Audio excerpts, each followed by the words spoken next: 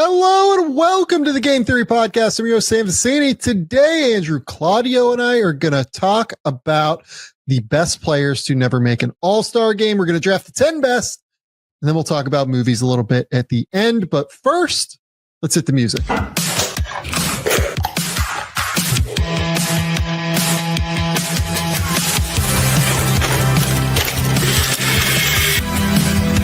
do have a timeout. Decide not to use it. Way downtown. Bang! Bang! What is this going to be? Wow! Are you kidding me? Hello and welcome to the Game Theory Podcast. I'm your host, Sam Vecenie. But if you watch the tape, what you will see completely orchestrated this game. Andrew, what's going on, man? What's up, Sam? I'm doing well. I'm enjoying the high point as of right now of the baseball summer, which is the trade deadline. We are recording this a week in the past, so the way the Mets season has gone, the sky may be falling at the time that you're actually hearing this, folks, the way that I've experienced the baseball season, at least. But it's good to be with you. It's good to have this conversation. Obviously, there are some movies we're going to talk about a little later, but I'm very excited for the drafts we're about to do today. I'm excited to talk about the NBA, and I'm excited to talk about movies as well. I am not excited to talk about baseball. The Pirates are definitely making trades, so given that we're recording this ahead of time, there's just no reason for me to talk about the Pirates here because they are going to do stuff, and who the hell knows what it's going to look like. Most importantly, though, Andrew, I think we should just dive in and do top 10 players who have not made an All-Star game to this point and kind of explain what our criteria is going to be here for this endeavor that we're about to go down. The way that we did this was best player as of how they currently are in the NBA, like their current standing in the NBA. So somebody like CJ McCollum has never made an All-Star game. I would say CJ McCollum is not one of the 10 best players to currently be in the NBA that has not made an All-Star game, but is probably one of the 2 or 3 most accomplished players to have never played in an All-Star game based off of his career to this point. So even though that is true, CJ McCollum is not a player that I will be drafting at the very least. I can't speak for Andrew necessarily, but I am not of the opinion that CJ McCollum quite reaches that standard despite his terrific career that he has had at this point. We have also made a ground rule that there are no players who have played 2 or fewer seasons in the NBA that are eligible. So like Amen Thompson, Brandon Miller, guys like that are not eligible to be taken. We kind of thought that it'd get a little bit too complicated, frankly, if we started like including some of the younger guys that are just going to continue to like explode over the course of their careers. So we wanted guys that have played at least 3 seasons in the NBA in order to be eligible for this thing. One player, I guess, that we have to talk about in that regard is actually Chet Holmgren. The way that we decided to talk through Chet is that because he is a 2022 draftee, if memory serves, we are going to make him eligible because he has gone through 3 seasons so far. He just missed the entirety of his first season due to injury. So basically any player that was drafted 2022 or earlier is going to be eligible for this thing. Andrew, any other ground rules that we have to set out? No, I think the criteria as far as the actual judgment of what we're drafting, as far as best non-All-Stars, it becomes a conversation of who do you want to start your team with? Who do you want to be the best player on your team? Is this a role players draft? And I think that's where it's going to be left up to the interpretation of both of us. And then all of you in the comments, please let us know if there's a person that we drafted that maybe the main cog of a team that you think is less valuable or not closer to an all-star than the role player that you think should be deserved of being drafted. So I think this will be fun. You mentioned CJ McCollum, and allow me to take the mantle from Bryce here and see if I can hit you with some trivia. Do you know the active points leader of players to never make an All-Star team. CJ McCollum, I'll say for the record, is second on the list. Probably would have guessed CJ, but I don't think Jamal already has more points than CJ. So I said active. Jamal Crawford is the all-time. No. Jamal Murray. Jamal Murray is behind CJ McCollum. You are correct. Yeah. Jamal Murray's 19th, actually. Yeah, it doesn't surprise me. Man, I don't know the answer to this. This is a good one. I mean, Tobias Harris, maybe? Boom, there it is. And they're separated by less than 200 points. 15,604 points for for Tobias Harris. For CJ McCollum, 15,414. Number 3 on this list, if you want to take a guess, you want me to say it? You just say it this time, yeah. Jeff Green with 14,413 points. And then we get shout out Jeff Green, some baby. The 12th men on here, the Thad Youngs, who comes up in a lot of fun trivia questions when you look for him, Eric Gordon, Harrison Barnes, other guys that probably won't get drafted today, but deserve mention for their accomplishments and being in the league this long without having made an All-Star team. That is absolutely true, and that is absolutely not what we were drafting today. We were drafting based off of how good this player currently is as of today, June or July 29th, 30th, whatever today's date is. I can't remember. It's actually the 30th here and 29th in Australia, in the United States. So I was close enough. Okay. So you got it right for both countries. So that you covered your bases there, Sam. So I will give you the first pick here. I will let you have the number 1 overall pick, and I will let you make the decision. And to be clear here, we are not drafting teams. We are drafting best players. Like, we're not trying to make a team at the end. We are trying to just draft them in order of what their accomplishments are. So Andrew, you are up. You will go first. And I will add, similar to the draft you just did with Mr. Barahini, S. Barahini, this is a back and forth, a pick'em draft, as they call it. It's like pickup, where you're picking your 5 guys on the basketball court. We're just going back and forth. This isn't a snake draft, so it's not I get one, you get 2, and then so on and so forth. Which is why my first pick, and there's a projection conversation for a guy who I think will make an All-Star team very soon that I think I'm going to leave for you, and then I'm going to take the guy out of respect with the number 1 pick because he's an NBA champion at least, and was the second best player on a team to win a championship. I'm going to take Jamal Murray 1. I think this is the answer for what it's worth. Like, as much as I love the guy, I'm going to take here at 2. I do think this is right now the right answer. Well, yeah. So it's one of those players that when you think about him and you say never made an All-Star team, he's going to end up being the answer to that trivia question, or maybe that example of, hey, Jamal Murray never made an All-Star team and yet still had a great career. Playing next to Jokic, I do think it helps. I think Jokic, I've likened in other conversations and other platforms to Coors Field. For those who don't know, there's a baseball stadium in Colorado that's a mile above sea level. So the ball, when it's hit, is elevated and it leads to much better stats. Playing with Jokic is like playing at Coors Field. Yet I do think to an extent, Jamal Murray can transcend that a tad. Especially, and this really goes to the accomplishment standpoint, why I'm picking him 1.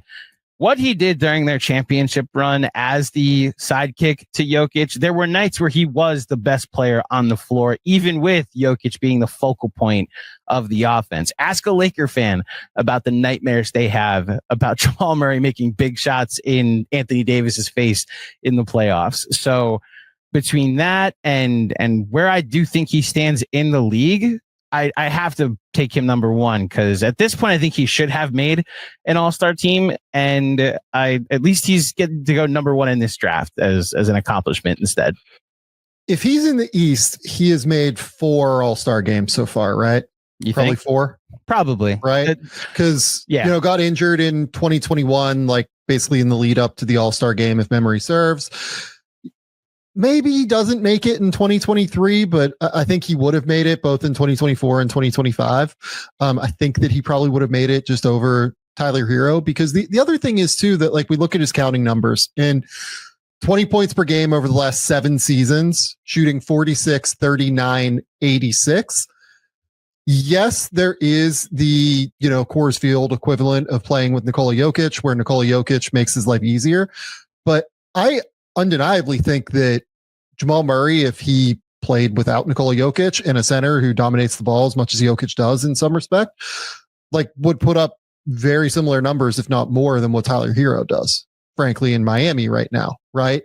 So I don't think there's anybody that would consider, Tyler Hero to be a better player than Jamal Murray based off of what we've seen. And the playoffs continue to just be a massive piece of this for Jamal as well. You can look at, his runs over the last 3 years, if you want to, including the title run, 23, 5, and 6 on 45, 37, 91. I just watched Foolish Baseball did a video on Corey Seager, right? And this idea that Corey Seager is one of those players whose approach at the plate, we're going full baseball today, apparently, is so advanced that he is just a guy that is great against good pitching. He's a guy that's great against bad pitching. He's just great no matter the circumstance, right? So his batting average against, the 30 best starting pitchers in the NBA is basically the same as it is against the, rest of the league, which is completely abnormal. Like those guys tend to allow like a batting average of 225 against them as opposed to like 250 league wide. Corey Seager's is basically the same. It's like 287 and 289. I think that Jamal is one of those players whose game is so advanced, whose skill set is so advanced, whose shooting is so advanced that his game plays up regardless of competition and regardless of the circumstance. He's capable of going off for 30 points in the playoffs against the toughest competition because he just absolutely goes nuclear as a scorer. And it's why you see his numbers actually go up in the playoffs.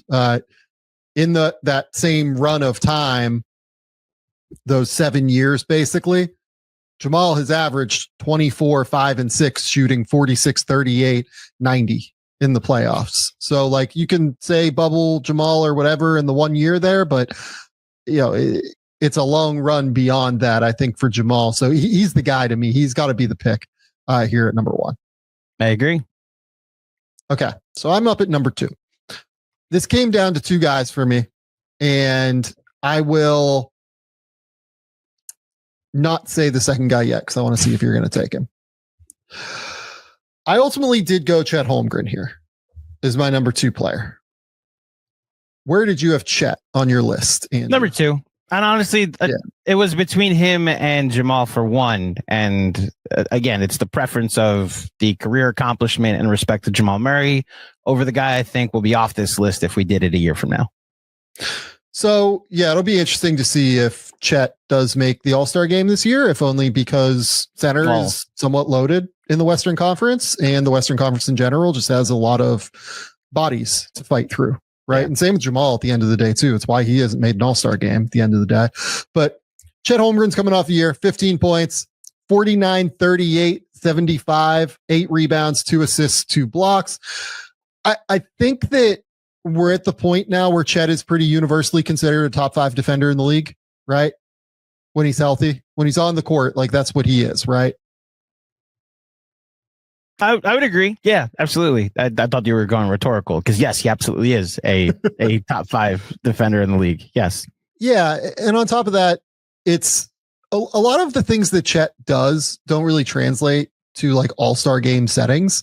So I'll be interested to see how much he gets that held against him in All-Star game vibes. But the anticipation defensively, the intelligence defensively, the flexibility defensively to be able to switch, to be able to play more of a, drop, to be able to play not necessarily as a hard hedge, but more of a, flatter coverage, like a catch, drop if you want to play it that way. Like there are just a lot of different ways you can utilize him on defense. And more importantly, the way that he's able to shoot the ball, play across the 4 and the 5 allows you to go super big if you want to lineup wise. He allows you to go small if you want to lineup wise, while still maintaining that ability to play 5-out basketball while also having real rim protection. It is a very difficult combination of skills to possess. And it is the exact combination of skills, in my opinion, that translates to winning basketball at the end of the day. Every team has to have a 5-out look. I feel like I say that on every podcast at this point. And he allows you to have arguably the best 5-out look if you want to utilize him that way. Yeah, from my conversations with our good friend Andrew Schlecht over the past couple of years and talking about Chet and evaluating him, they went all in on 5-out 2 years ago. And it's why I was confident as a Knicks fan that Isaiah Hartenstein would never choose Oklahoma City over living under the bright lights of New York City. But they obviously went to the option of a double big instead of primarily the 5-out look. And he works in both cases, whether you want to make him a stretch 4 that can, guard smaller players or guard more lengthier players that are quicker. The game that stands out to me is, I believe it was game 4 against Memphis in the first round, where this looked like a very classic teams down 3-0 at home and runs you off the floor because this is their last hurrah. Ja unfortunately gets hurt, and then Chet just catches the heater of all heater in that third quarter, and you see the blueprint playing out in front of everybody. What's going to be interesting, and this is to reference again the conversations I've had with Schlecht, like, is there an on-ball level to his game that we start to see? Like, a lot of what we've seen so far in his first 3 seasons, 2 that he's played, has been more complementing J-Dub or complementing SGA, using his ability to shoot as creating, just an elite shooter, but also like he has gravity. Like, you have to pay attention and honor him as your 5 or as your 4.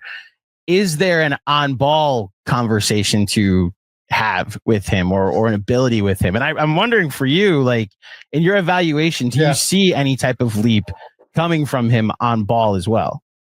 I do. Okay. I will say that. He's always had a little bit of it. Look, like, I don't think it's going to be, he's like a monster on ball, like shot creator or anything, but in transition, we see him be able to grab and go pretty consistently.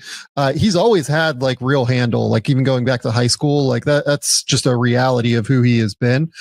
But he does have like the strength deficiency, which we'll see if that can ever, kind of improve throughout the course of his career. I'd imagine he'll get stronger. It's just how much stronger can he get while also maintaining what makes him so special in terms of his mobility and in terms of his overall coordination, right? Like it's kind of finding that balancing act. I think Bryce and I talked about that maybe 2 weeks ago on the show.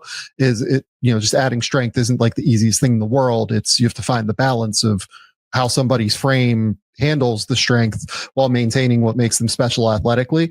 Like Evan Mobley is a more flexible athlete in a lot of ways. I don't even know about flexible or like coordinated is right. I think he plays with like better bend, which kind of allows him to get leverage a little bit more consistently. And he's just a little bit more explosive, frankly, than what Chet is on the ball. So I think that Evan's on-ball ability is probably a little bit better, but I think that Chet's ability to knock down shots, I think Chet, frankly, I don't know. This is where I'm going to get in trouble from Cavs fans, but like, I think Chet is just like very slightly better than Evan defensively. I think they're both like top 5 defenders in the league. They're both unbelievable.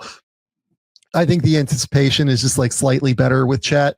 I think that the ability to like really truly like protect the rim at an elite level, I just see that like rotationally Chet is just consistently there a little bit more often than Evan is. I think Evan's more switchable, obviously, but I care a little bit more about the former than the latter when I'm talking about defense. So, I think that like given that and given the shot, that Chet is probably a little bit more valuable as like a second or third option, whereas Evan probably has a little bit more of a chance to go be like the number 1 if his game really develops in the next like 2 to 3 years. Really, that's probably where we're down to. Like, it has to be in the next 2 to 3 years for Evan. But Chet, I think Chet's going to be like a Hall of Famer. So like, I think we're going to get many All-Star games for him.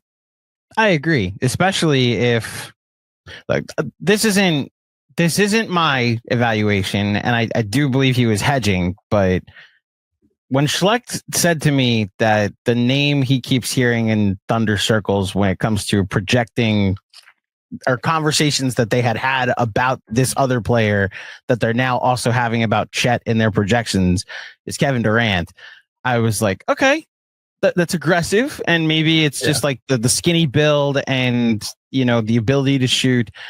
It's why I'm also very fascinated to see his career, and I'm confident in saying you're right about the glut in the Western Conference for as far as talent goes. May make it so that way he is left off this year. I'm confident he will make multiple All-Star teams throughout the point of his career. That's for sure. Well, and this is where I think that the idea of what they've been building, and you said it's for 2 years where they went all in on 5 out. Like, really, it's been for 5 years. Like, I don't know if you remember like the 2021 Oklahoma City Thunder where they had Al Horford for a minute there. Remember that? Mm-hmm. And then they had like Darius Baisley like playing the 5 regularly. Like, they had moments where like Isaiah Roby was playing the 5 because they just really wanted the space. They wanted the pace. They wanted the ability to, consistently play in a style that they could develop over the course of like a 5-year window with their stars like Shea, as opposed to just, making them figure it out on the fly 2 years later when they had the actual dudes. And, at the end of the day, they draft Chet Holmgren over Jabari Smith. They draft Chet Holmgren over, Jaden Ivey, like guys like that, right? Like, I would bet you that they would have taken Chet at number 1. I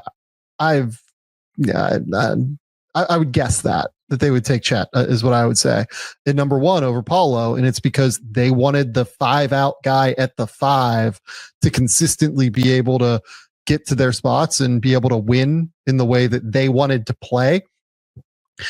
You need to have like a real strategy. You need to have like a real style of play that you want to implement. You need to have a identity, and it felt like they were trying to build an identity, and Chet, ultimately was the guy that I think locked into place what their identity was going to be able to be in a lot of ways. Shea obviously is, the best player maybe in the world. Like, I'll hear out a case for that, but I think Chet is the one that allows them to have the identity that they want to have in a lot of ways. So whether or not that translates to All-Star games, I don't know necessarily, but I do think he's the second best player in the league that hasn't made an All-Star game. I agree. Okay, you're up at number 3. So I wonder if if the name I'm about to say is the name that you were thinking of, that it's between him and Chet. And there are some vets, some guys that are more accomplished than this player, but I'm going to Chet's draft class, and I'm going to take Franz Wagner as this is the guy I had at 3. Yeah, it's also we're right there so far. So far, a lot of simpatico here. I like it, Sam. I do think that talk about guys that probably would have already been an All-Star had an injury not happened. He was on a track to be an All-Star last season. Although this kind of happened across the board with the Magic last season, where Paolo had already made an All-Star team, but was taking a leap. Then he got hurt, and it opened the door for Franz to take more of a primary number 1 role last season. And that was the thing I kept whenever I tap into the Magic and check in on them, and when the Knicks were getting ready to play them, and it's like, my goodness, what's happening with Franz? And look, you go to a lot of the advanced metrics too. They'll say that the poor shooting, I quibble with said philosophy, but that the poor shooting isn't as detrimental because it's how teams guard him. And I do believe making shots is better than not making shots. Personally, that's just my philosophy, Sam. But I do think that there is something to the fact that when he's on the court, he can still be productive, even if his shot wasn't falling as much in his first 2 seasons. And last season, it seemed to be one of those seasons where he was putting it together. This is a guy that is another reason why I'm high on Orlando this year. It's why I understood them going all in for another guy that may get drafted today. We'll see how the draft goes. But Franz has just continued to look impressive, both as a number 1, if you want to play without Paolo on the floor, and then if you want to play with them together, just two lethal threats as a sidekick to Paolo Banchero as well. Franz Wagner, 24.6 rebounds, 5 assists per game last year, shot 46% from the field, 29% from 3, 87% from the line, got to the line 5 times per game. True shooting percentage compared to league average, he was 3% below league average, actually. again, like we talk about the impact that Desmond Bane, who's obviously who you were alluding to earlier, is going to have on Paulo in terms of spacing. I think it's going to have just as important of an impact on Franz as a spacer, because part of what makes Franz so special is the variety of ways that he can just get you, right? He is a great ball screen player. He can grab and go on the break and get out in transition. He is a terrific cutter off the ball. Like, I think that dude is one of the best cutters in the league. He is fantastic at attacking closeouts.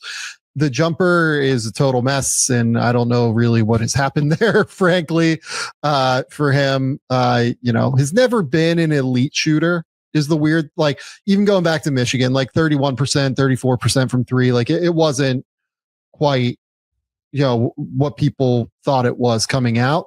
But his first 2 years, 35 and 36 from three, and he's just completely fallen off a cliff the last 2 years as a shooter.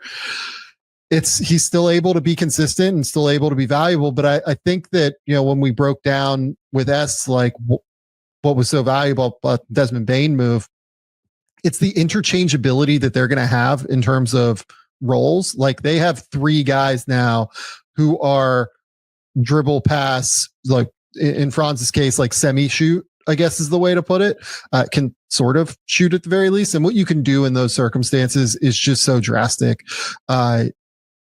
in how you can attack in terms of sets. Like, we talked about using Bane as a ball handler. We talked about using him as a screener. You can do the same thing with Franz. Like, you can do the same thing with Paulo. Like, all these guys now are going to be essentially interchangeable in how they're utilized. And it's going to lead to more open shots for all of them, I think, at the end of the day, because Bane's ability to really stretch the floor as a shooter is going to help everybody there. Again, like you said, Franz was well on track to making an all-star game prior to his injury last season. And frankly, I had him, if I remember correctly, on the quarter mark awards that we did as an all-NBA guy. Like, I thought he had been one of the 10 best players in the league up until that injury.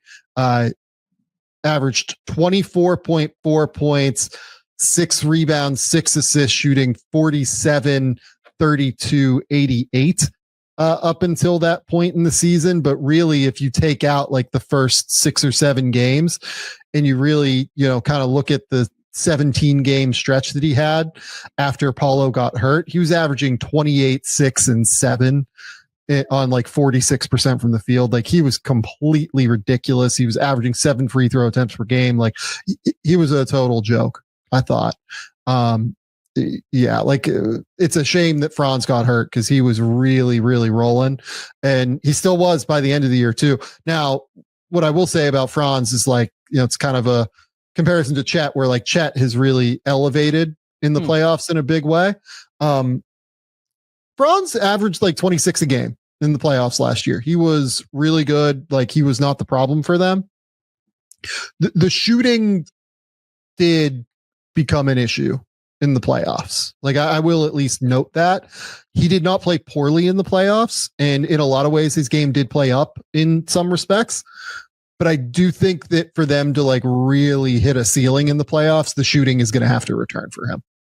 Specifically in the Celtics series is where it stood out for me, at least. Like, I know I'm staring at the 19% from three, but even just watching the Celtics game plan be like, hey, we'll let you pull up, man. Like, if you can prove you can make that, then you guys got it. But I almost give him not a pass, but I understand him struggling against such a dominant team like the Cavs the year before, and what really just felt like a rock fight for a young team making the playoffs for the first time. And the accomplishment of that series was them forcing the 7th game.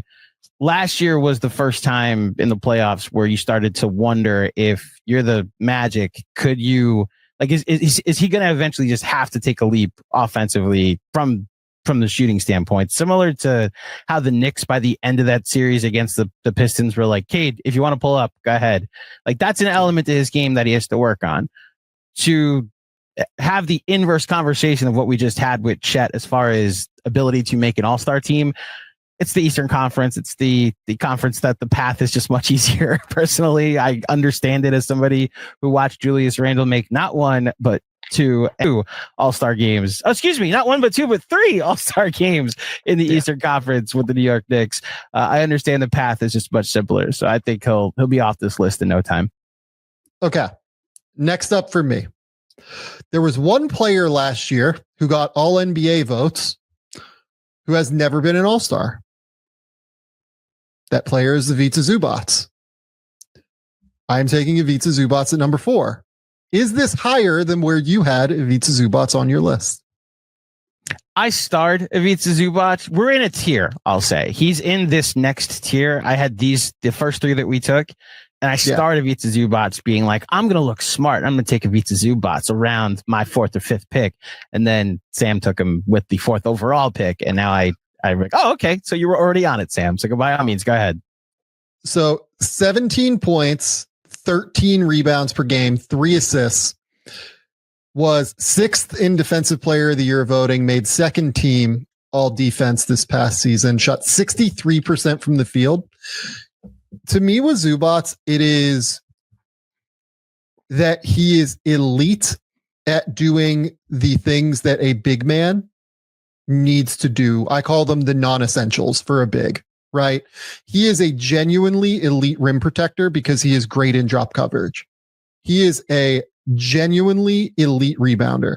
I am not sure that there is a better rebounder in the NBA right now, if I'm being honest. You would have him ahead of Jokic? It's close, man. Like it's really, really close, I think, because I think that Zubac is, it's him and like Steven Adams and like a couple other guys are the best offensive rebounders in the NBA. And like Jokic is a good offensive rebounder. He's, often on the perimeter. So it's a little bit harder for him to like go and just like attack the glass. Right. But I think Zubac is like this incredible, unbelievable offensive rebounder who also is truly elite as a defensive rebounder as well. I think that there is a case that he had, look, I know he finished 4th in rebounds per game last year or whatever. I think that Sabonis was top and then Towns and then Jokic and then Zubac. I think Jokic is a better defensive rebounder than what I think Zubac is, but I think that I would rather have the blend of like being a great defensive rebounder and being maybe the best offensive rebounder in the league as opposed to what Jokic does. Like I find that to be just like slightly more valuable. And then like Towns is obviously like, again, same thing, unbelievable defensive rebounder. I think a lot of what the Knicks do is kind of filter the ball toward Towns, like by boxing out and like letting him go get the ball, which is smart. Like I'm not saying it's a bad strategy. I'm saying that like it's a really, really good move to be able to get him on the go, let him lead the break if he wants to, different things, that you can do there. And then Sabonis is like a whole other conversation. Like I'll hear out if somebody wants to say Sabonis. Like I'll listen to that. Like he's also a great offensive rebounder and a truly elite defensive rebounder. But I think that there's a case that Zubac is the, maybe the best rebounder in the league right now. So he does that as the non-essential. Unbelievable screener. Go ahead though. Yeah. Well, so what you're saying, but by what I'm gathering here is that you'd rather have him over Mike Muscala. Yes, correct. Okay. Unfortunately, the Lakers made I'd rather have him than Jackson Hayes as the starting center for the Lakers. I would agree with that. Yeah. Unbelievable screener, like maybe the best screener in the league. And then where I think that he is drastically improved is in the things that are not non-negotiables for a center. Like he has become a great short roll passer. He has become somebody that can really short roll and like attack now off of one dribble and like get to the rim. They will run, like anybody that's watched the Clippers knows that like they will run like a post up for him, like maybe first play of the game, every game, just to say, hey, we're getting you the ball. Like, don't worry. Like we know that you're doing the hard work. We know that you're doing the tough stuff, screening, and you might not get fed all the time, but know that we love you and we appreciate you, Ivica. So they'll run a post up for him and he's really good in post ups too. Like, yeah, there are some inherent limitations, I think, to what he can do. Like he's not a guy that's going to be like super comfortable switching defensively, but because he is genuinely elite at all of the non-negotiables for bigs and has just added a little bit here and there and has become like this truly elite finisher now that he plays with James Harden, man, like I thought he had a real case for All NBA last year. Like I had no problem with him getting votes. So yeah, Zubac's for me. That is the guy, I would say, here at 4. Trying to remember where I had him, if I put him on an All NBA team personally. And look, the interesting thing about Zubac, and that's why I wanted to at least ask the Jokic conversation, is that in the games that, again, my perspective is always going to be informed by how they do against the Knicks, while also tapping into the NBA when I can, especially during the playoffs. But like, what's always stood out to Jokic, outside of being like generationally great offensively, right, is that you could pick on him one-on-one defensively. Where his impact shows is on the boards. And like, that's a lot of where the EPMs and the advanced metrics go to. It's why Karl Anthony Towns grades out as like a neutral defender, like a league average defender, because his rebounding can be so impactful. I tend to think there is an importance to being able to stop guys one-on-one. And to your point about how like the Knicks like played a lot of drop with Cat, and it led to a lot of rebounds because he's just closer to the basket. Like he would backpedal from a lot of guys coming around on a pick and just be there if it was to miss, and would always be there to get the rebound, almost as a way to mask his shortcomings when he's guarding a much closer to the level, and potentially leading to fouls. And then your second best offensive player is out of the game. You don't have that worry with Zubac because his hands are much better, and he's a much better rim protector, and he can defend without fouling. And this season really seemed to be one where he took a leap. And it's just, when you're watching as a neutral observer, it stands out as like, man, his impact is all over this game. When you're watching as an opposing fan, it's demoralizing when your team did so good to stop the team from scoring. And then it's like, man, there's Zubac again. He's just tall and big, but also in the right position every time. While I'm glad you brought up the screen assists too, because it's just such an underrated part of being a big man, like setting the appropriate screen to get your guard that extra like step, especially in today's more athletic NBA, is just so essential, and what a lot of teams miss in their evaluation of centers. And I think I had him up there for Defensive Player of the Year, as well as like I needed to have a Clipper on there. And while I recognize what James Harden was, I thought Zubac's leap and his impact was just so essential to why they finished where they were last year. Couldn't agree more. Absolutely couldn't agree more. Last year, via EPM's estimated wins metric, do you know where Zubac finished league-wide in estimated wins added to his team? I know it was very high. I do know it was very high. Yeah. Top 10? He finished 5th.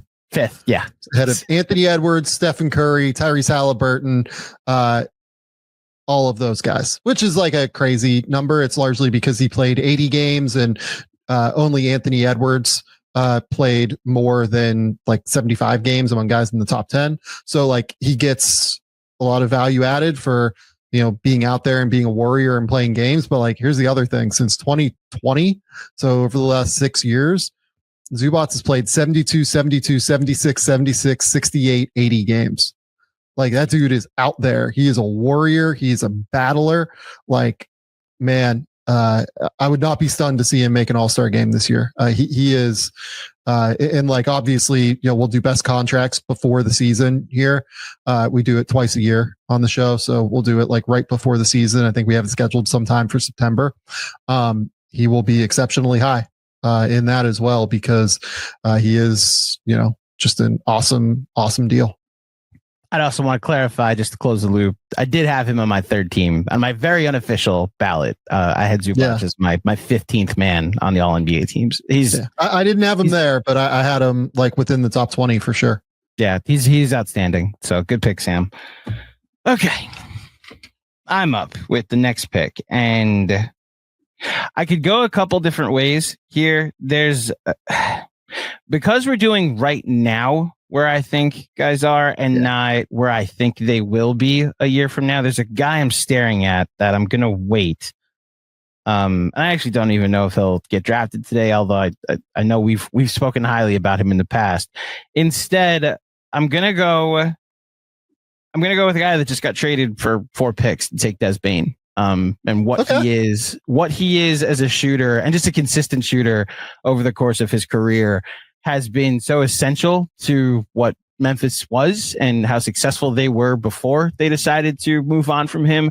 I know that Memphis kind of is the word. They collapsed a bit. They were around a 2 seed for the majority of the season. They were flirting with like the win percentage of a near mid 50 win team. And then, you know, I know what the narrative was around the team before they fired Taylor Jenkins. They couldn't win against good teams. They had a close loss to the Knicks in March, and it was like, yay, we had a close loss to the Knicks. That's progress.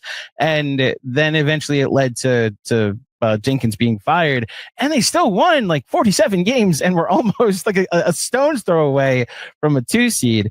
I think Des Bane, as well as like the defensive part from Jaren Jackson and obviously the great play from Ja Morant, I think Des Bane and what he can do as a shooter is just so important. And the fact that he's been able to be so valuable that Orlando's able to go all in the way they did, and none of us really questioned the pick compensation. Is like, oh yeah, that's a valuable player with a valuable skill in 2025. I'm gonna take him with my next pick.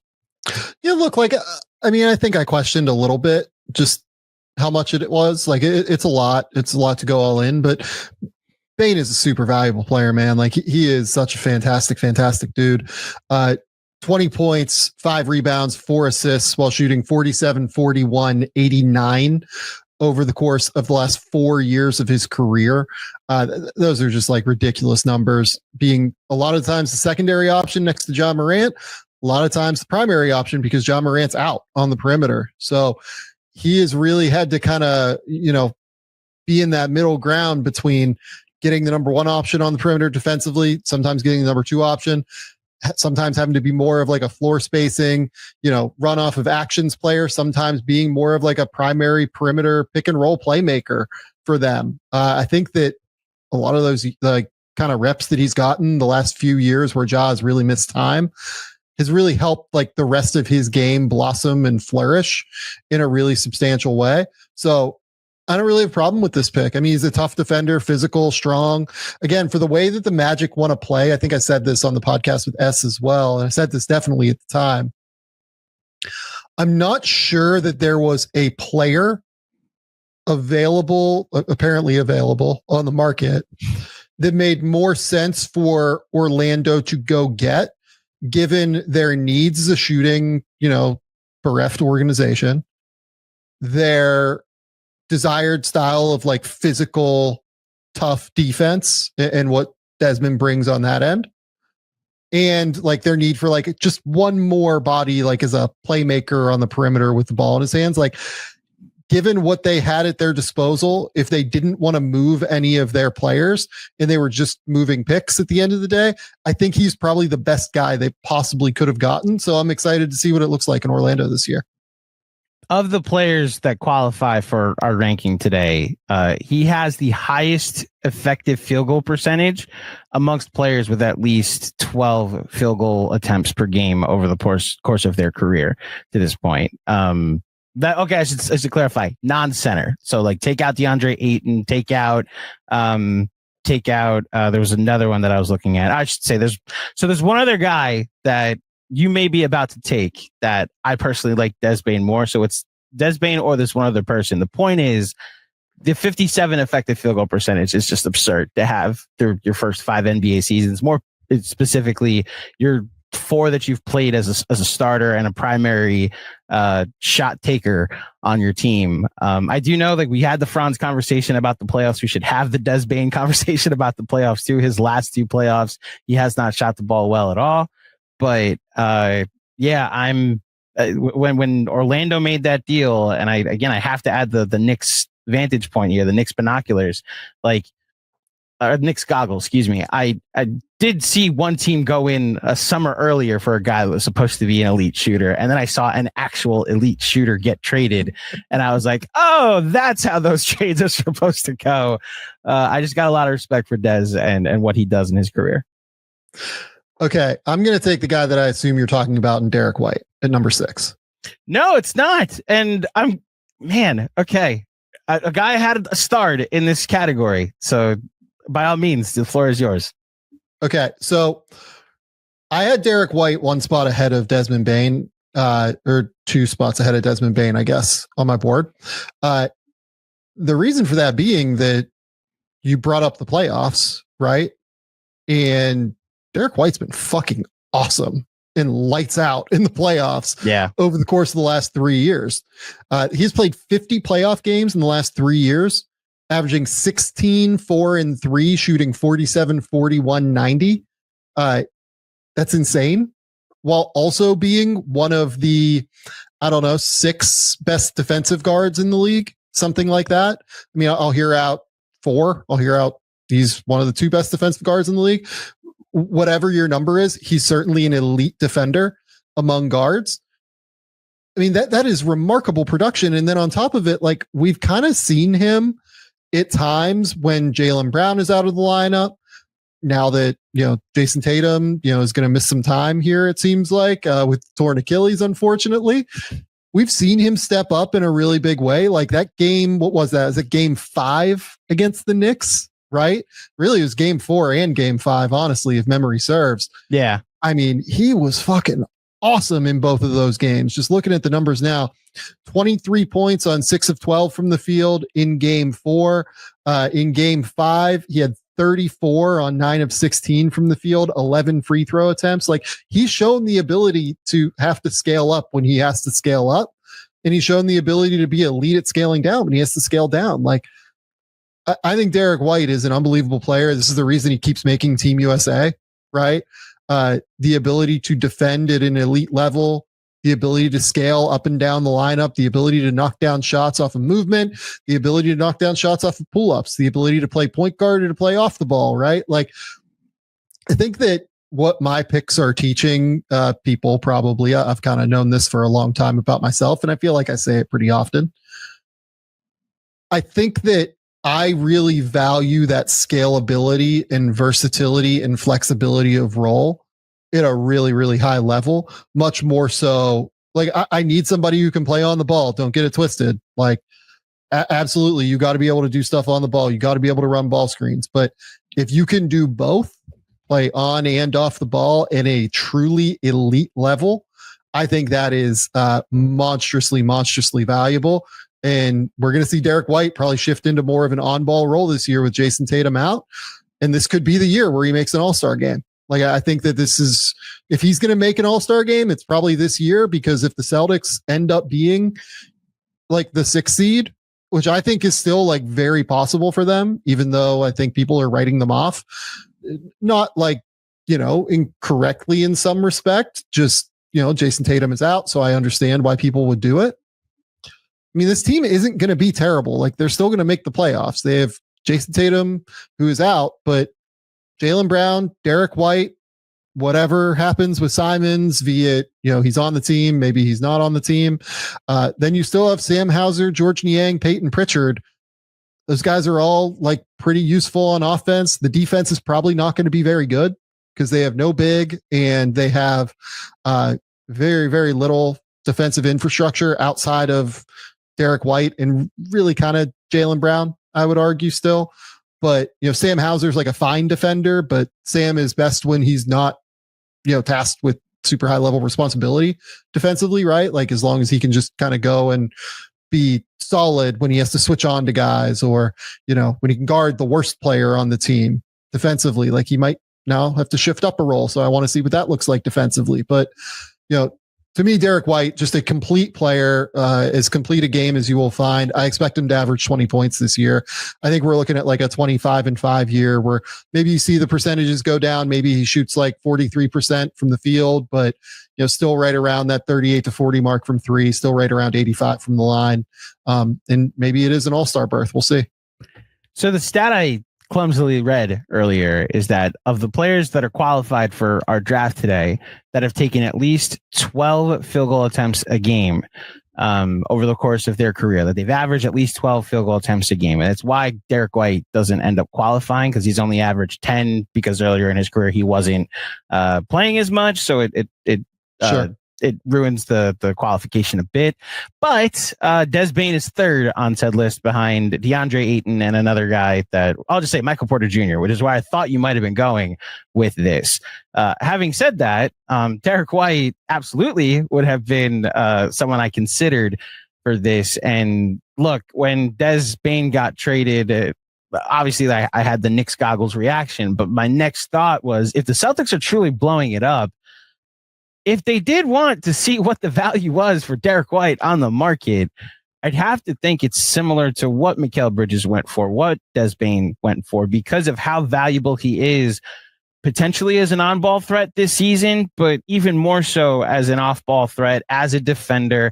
It's why, like, just to bring up that Knicks series again, what was so confusing was that he was missing. I could not believe that every time they finally left Derek White open, that he was actually missing over the first two games. And then they get back to the Garden, the real one, and he's starting to make them. And it's like, okay, this is now the Derek White show again. I am curious about. I caught what you did there. What did I do? What did I do? What did I do? What are you talking about? The real Garden, Madison Square Garden. It's the only place that's referred to as the Garden by people that are good people and know what they're talking about. The Garden, Madison Square Garden in New York City. That's probably the other reason how you're able to get Derek White, is that I'm not taking a Celtic today. So, that probably is the way it ended up there. The point is, I am actually a huge fan, unbiasedly, of Derek White, and I recognize his value in many ways. And he's a bitch to play too. Like, he's just a killer at times. And I think it's why when they let Marcus Smart go, I was less like, oh wow, they let go of a guy that's been an anchor for that team. Instead the reaction was, well, that actually allows for Derek White to play a more primary role that I think he's earned and will actually help them in the long term. So shout out Derek White. Yep. Okay. You are up now. Speaking of New York bias, OG Anunoby, come on down. I'm going to take OG Anunoby. When you mentioned Michael Porter Jr., I was like, wait, is he really going to take Michael Porter Jr. over Anunoby? I was like confused for a second. I was like, no. That can't happen, right? No. I didn't know where Michael Porter Jr. may end up in this draft, because he does have like a very high effective field goal percentage and some good shooting splits while being a third or fourth option on a champion. However, OG Anunoby, and having the chance to get to watch him and what his impact can be both on the defensive end and at times on the offensive side of the ball with the New York Knicks, I can speak personally to how great of a player he can be on your team when you're trying to win a championship. His desire to be more of an on-ball creator, I think, is listen, believe in yourself, because if you don't believe in you, who else is going to believe in you? I personally think the best role for him is a number 3 on a team, which is why him being on the Knicks, I think it's the sweet spot for him. That stretch where Jalen Brunson was out last year and he showed a bit of on-ball creation and the ability to bully ball and get downhill. And there was mini Kawhi was the phrase that kept getting bounced around Knicks land. I never thought it was real because the Knicks went through a lighter part in their schedule, and I thought he was very opportunistic with how he got his points. But I do think there is more offensively, which is why I think if you're high in OG Anunoby, him being in a more offensive, creative system might actually suit him.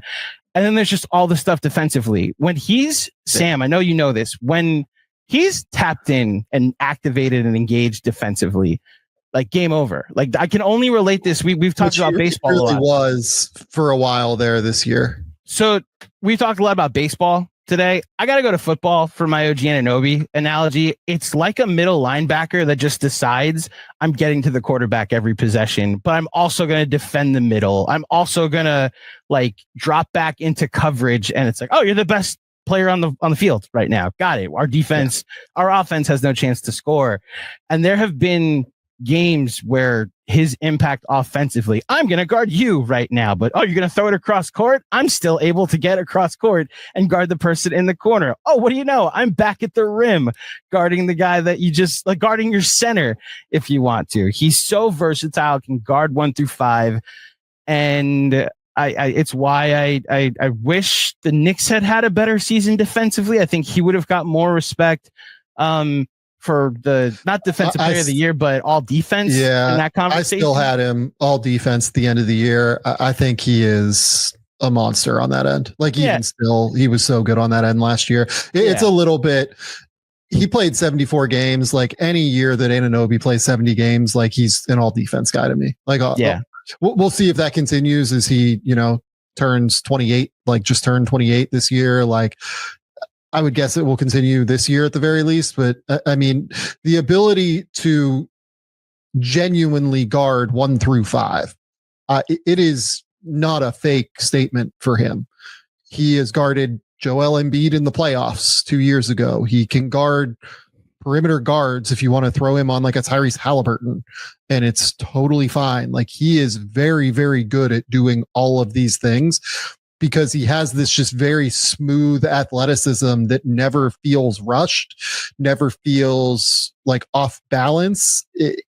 Truly, he is just a special defensive player in a way that I don't know why he doesn't get as much.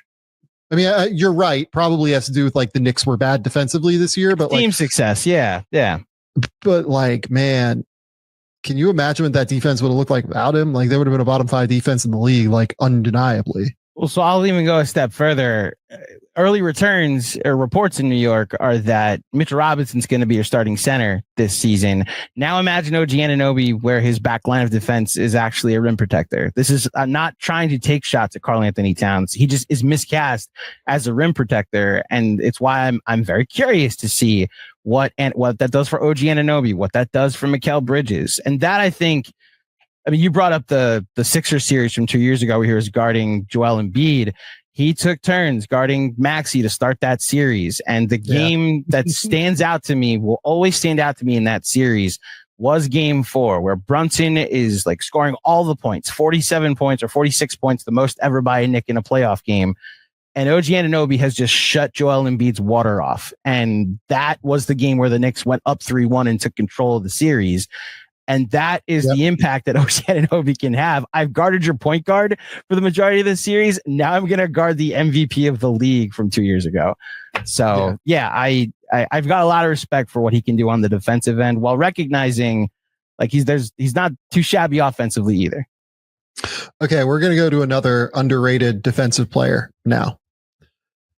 I think it is completely, utterly ludicrous that Aaron Gordon has only had 2 years of just getting votes for all defense. Like it is completely baffling to me. Yeah, in 2024, he was like in the top 20 for it, but this dude is unbelievable on the defensive end. And to me, the steps he took this year as a shooter actually really led to him even having more value in terms of how the Nuggets can match up with opposing teams offensively now. I think that Aaron Gordon is an unbelievable winning basketball player. He does every single little thing that you could want from a player if you're trying to win basketball games. He is a tough, physical player. He is somebody who can really pass the ball at a super high level. You can run actions for him occasionally in ball screens.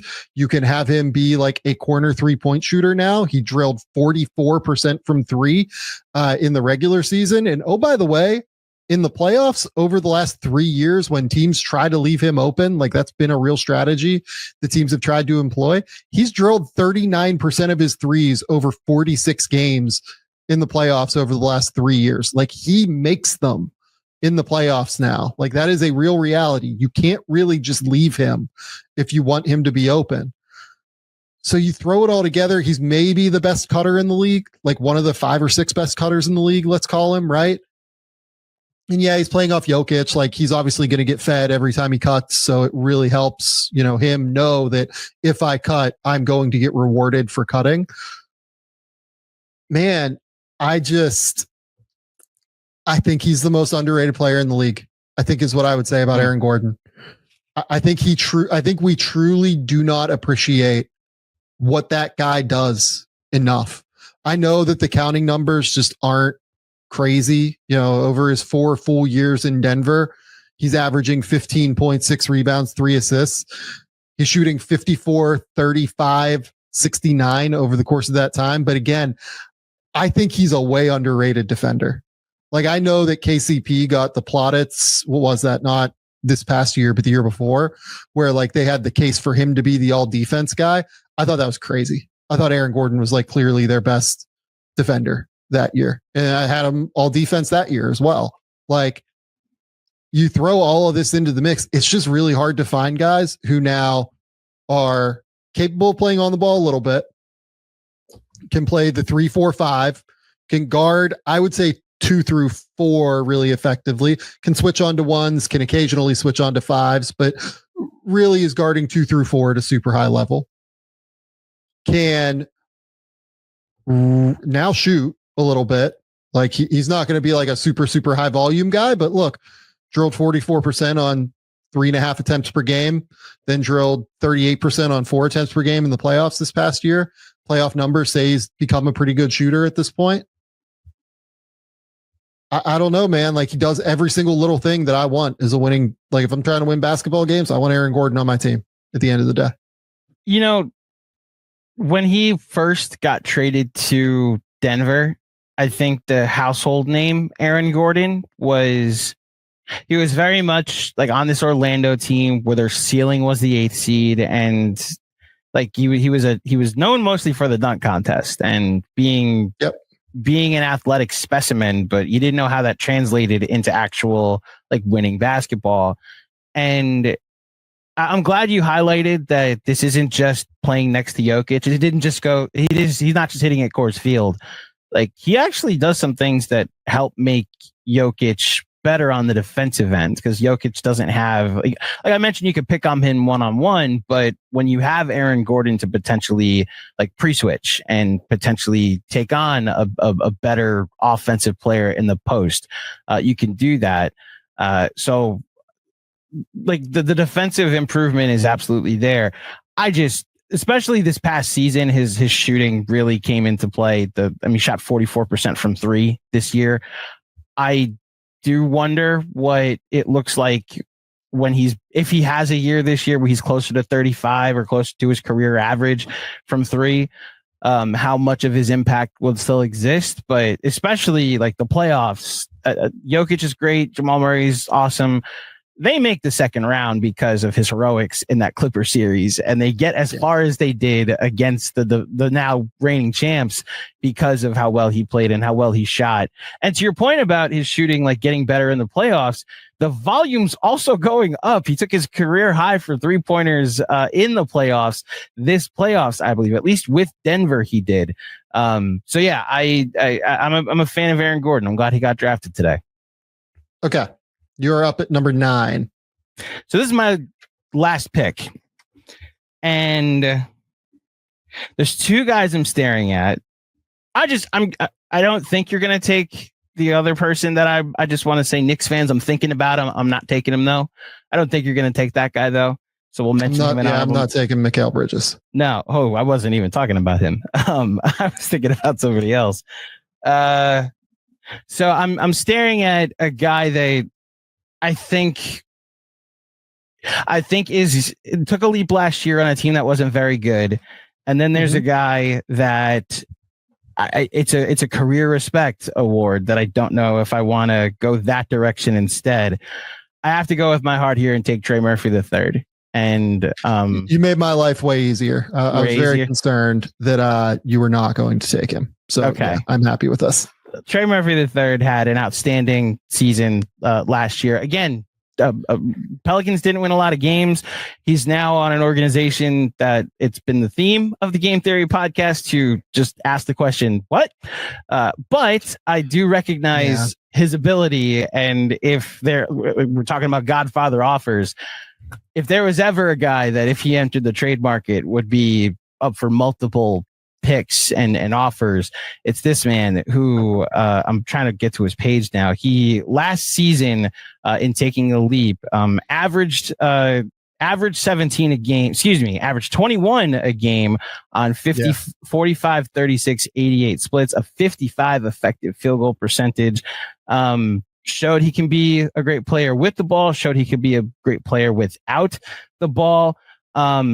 I think he's a good defender. I mean, opposite Herb Jones, it's easy to be that second guy that plays in help guarding the team's second best player. But I would say like average-ish defender to me. Well, so I really do wonder what his ceiling ends up being. Like, did we just see a guy that was given more on-ball usage and then the numbers went up on a bad team?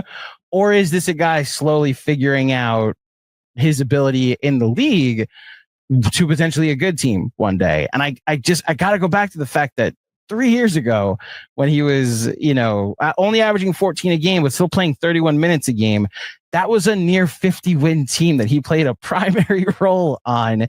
And I thought was every time I looked up in the Pelicans, it's like, oh, wow, the Pelicans are one of the other teams that are top 10 in offensive rating, defensive rating, and net rating. Like this is a good basketball team that I don't think has a high ceiling come playoff time, but it's just, it's a guy that I'm curious to see where his career goes, and his path to an all-star game is significantly more difficult being in the West, which is why I wonder if he ends up on an Eastern Conference team with options and potentially a path to an all-star team for him. Trey Murphy III, I'm very intrigued by his career. 30-game stretch last year where Trey Murphy averaged 24, 6 rebounds, 4.4 assists, shooting 48, 40, 89. Was awesome. Like if you go through and you watch his game against Denver in February where he dropped 41, you go through, you watch the game against Boston the night before, or like 2 nights before, where he went 15 of 20 and dropped 40 and was just like completely absurd. He had 32 against Dallas on 13 of 17 from the field. Like there were games where you could just see him growing and blossoming and maturing in such a significant way. In terms of his overall craft as a pick and roll playmaker, he plays at this incredibly slow tempo, using his size and his athleticism and his coordination to his advantage. But more than anything, he uses the threat of his shot to his advantage, right? Like he really understands like, okay, I just need to play off of 2 feet. I need to play really balanced, and then teams will always have to play up on me, which will allow me to use my stride length, be able to get out and get all the way to the rim. He's another guy where I talk about this pretty regularly. I think that guys that have uncommon like growth curves kind of thing, like Trey Murphy was like very short in like the middle of his high school like run, and then committed to I think Rice when he was like 6'4", 6'5", something like that, and then grew to 6'9". Right, like similar to Jalen Williams with Oklahoma City, right? Like J-Dub was like 6'2", 6'3" when he committed to Santa Clara, and he's now like 6'6", right? So like totally different thing, physically once you hit that. But those guys, they tend to figure out where they have to get to physically. You know what I mean? They figure out like how to use their frames later because their frame is developing a little bit later, right? So I think Trey Murphy is just like on this exceptionally positive developmental curve right now, and is just going to continue to grow and mature and blossom over the course of the next couple of years. He is a guy that I've said I think makes, like if you made me put the over under on All-Star games for Trey Murphy, I think I would say over 1.5 right now. Like I really like Trey Murphy's game. I think his game is scalable toward winning situations, like you said, but he can also take on primary responsibilities as we saw this year. So huge Trey Murphy fan. All right. Last pick, Sam. Okay. So came down to 2 guys for me. came down to Austin Reeves and Jalen Johnson. I'm going to go Reeves because Reeves has proven more at this point. The only reason why I would not take Jalen Johnson here is just simply the injuries. Like, we have not seen him get through a full year yet playing the role that like he's playing now for Atlanta, right? And that's probably somewhat unfair. I think Jalen Johnson, like almost, he had a case as an all-star last year, certainly up until he got hurt. And, I want to see him get through a full year doing it. I think he could be like totally actualized this year, playing next to Kristaps, having like real flexibility in how they attack, in transition with his ability to get downhill, having more space for him to just dominate on the interior as well. Having Clint Capella and Onyeka Okongwu, he didn't have a ton of space to be able to just face up and go and drive and use the athleticism that he has. Having Kristaps there now is really going to give him even more room to operate, I think. But I do want to see him do it for a full year. Is kind of where I'm at. That's why I'm going with Reeves here. Reeves just continues to get better every single year, right? 13 points as a sophomore, 16 as a junior, then now 20 in his fourth year in the NBA. Assist numbers have gone up every single season. Rebounding numbers have gone up every single season. 20 points, 4.5 rebounds, 5.8 assists, shot 46% from the field, 38% from three, 88% from the line. Like, there are not many guys who give you 25 and 5 on a true shooting percentage that is 7% above league average. I mean, like, you compare it to, what we talked about with Desmond Bane, right? Like, Desmond Bane's like, 5%, 4% above league average pretty consistently. Reeves, the last couple of years, even though his role has gone up, 18% above league average in 2023, 6% in 2024, 7% above league average in 2025, consistently gets to the foul line all the time, drills threes. Like, he's just an incredibly efficient basketball player who reads the court at a truly elite level. And look, if I was the Lakers, that's the guy I'm building around with Luka. Like, that is the perfect player who can play both on the ball and off the ball, like can play the Kyrie role to what Luka needs, is like a point guard who's going to, dominate the ball in a real way. And then you bring Reeves as your guy who runs second units and can also play every single minute if you want to with Luka. Like, that's the perfect player to play with Luka. If they don't pay him coming up here, obviously he can't accept this extension. That's, $20 million a year or whatever. Like, it'd just be batshit for him to do so. Makes no sense. Like, any Lakers fan that's upset at him, he's going to make $40 million next summer. Like, absolutely not. He is a absolute monster on the offensive end of the court. And again, the playoffs this year were not great. I think that's like completely reasonable to say. Shot 41, 32, 86. But the previous 2 years, played 21 games, averaged 17, 4 and 4, shooting 47, 40, 90 over the course of those 2 seasons in the playoffs. That's like real playoff level production that we've seen from Reeves as well. That, I kind of wonder, up until this past year, I kind of thought that he was similar to Jamal Murray in regard to like the Corey Seager, and like his approach just is really positive because he processes it super quickly. He passes well. He can get to the line. He can knock down shots both off of pull-ups and off the catch. It's just a very complete game in a way that I thought translated at a super high level to the playoffs. He struggled with Jaden McDaniels this year. So, that kind of went not out the window. I mean, there have been matchups where Jamal has struggled in the playoffs too. So like, I don't want to sit here and say that, that's out the window. I think the reality is that Austin is still a really good playoff player, but this is the guy I will take here at number 10. Like, I think if he was to go to the East, I think he would be an all-star this year. I feel like that's the case with a lot of West guys, that Correct. It's just if you weren't in the like the Mike Conley conversation forever has been, yes, he hasn't made an All-Star team because he played in the Western Conference. Had he been in the East, he'd be a 3 or 4 time All-Star, and his career would probably be evaluated differently. With Austin Reeves, I mean, I don't have much to add. I thought you covered all of it. I think the fact that it's really been since day one, even when he was just like not playing as much, it was a reserve on that first Russ season with the Lakers. I remember the game 82 where the Lakers won in overtime and Reeves had a big shot.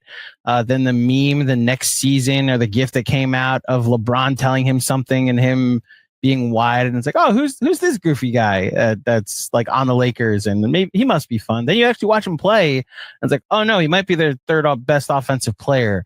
And that's what made the year they went to the conference finals, that first year, seem so like, oh, the Lakers found one. Like they found a guy at low value that you're going to be able to actually get really high impact out of.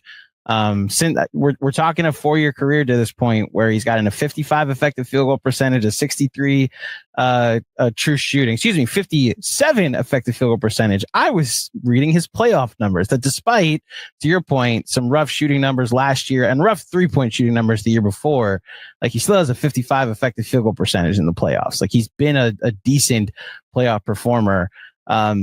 He's just offensively, he's like you said, he's going to be well paid, like one of the better offensive players in the sport that we have pretty soon. And yeah, Austin Reeves is awesome. He was like 11 or 12 for me. So this was like the next tier of guys.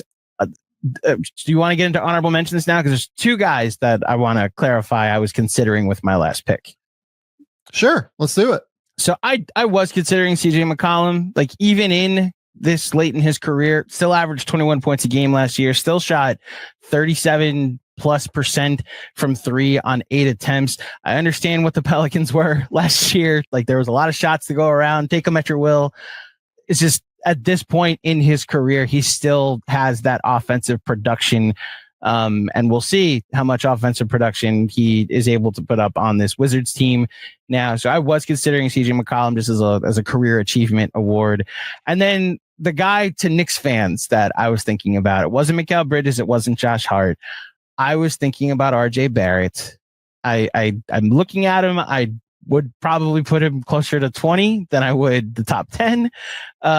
But I can't believe you're bringing up RJ Barrett, and I do I have Mikal Bridges higher than you? Last season was rough, Sam. I was gonna say that. I think you might. Okay. I think the fact that, look, I respect Mikal Bridges and what he can do defensively. He's responsible for probably my favorite moment of the playoffs, my favorite 2 moments of this Knicks playoff run, where he stripped the ball from Jaylen Brown in one game, and then the following night, he and OG Anunoby creating the wing stop like silhouette of them stopping Jason Tatum on the double team to seal game 2. Like, I will always appreciate him for that. Evaluating the full season sample, I have to evaluate this draft by, well, who's closer to making an All-Star team at any point, anytime soon? And I thought he took a step back last year. And that's not to say I don't think he's very good, that he, in the right system and the right team, used differently, he might be a little bit better. I thought last year was not as advertised what I thought I was getting, especially as like, oh, we have another Anunoby on our team. It's like, no, we have a worse Anunoby on our team, and it only cost us every pick we have for the next 5 seasons. So I think he's going to have a better year this year. I think a year from now, we're having a different conversation about Mikal Bridges. That's my hot take for the season, is that I think Mikal Bridges, just for the fact that he plays for a coach he wants to play for, will have a better season. But yeah, I think you do have Mikal Bridges ahead of where I have him for sure. So the next guy on my list was Denny, for what it's worth. Denny really took a leap late in the year when there was not a whole lot going on right?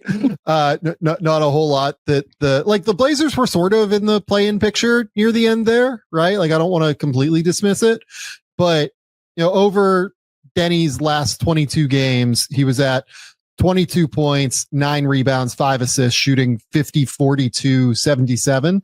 So like I don't want to ignore him necessarily, but I just would like to see Denny do it for more, like do all-star level Denny, not just like really, really good basketball player Denny, for a little bit longer than those like 20 games that we saw at the end of the year. But, look, I think he's better than RJ Barrett. Like I think he's better than, Michael Porter Jr., like some of these other guys.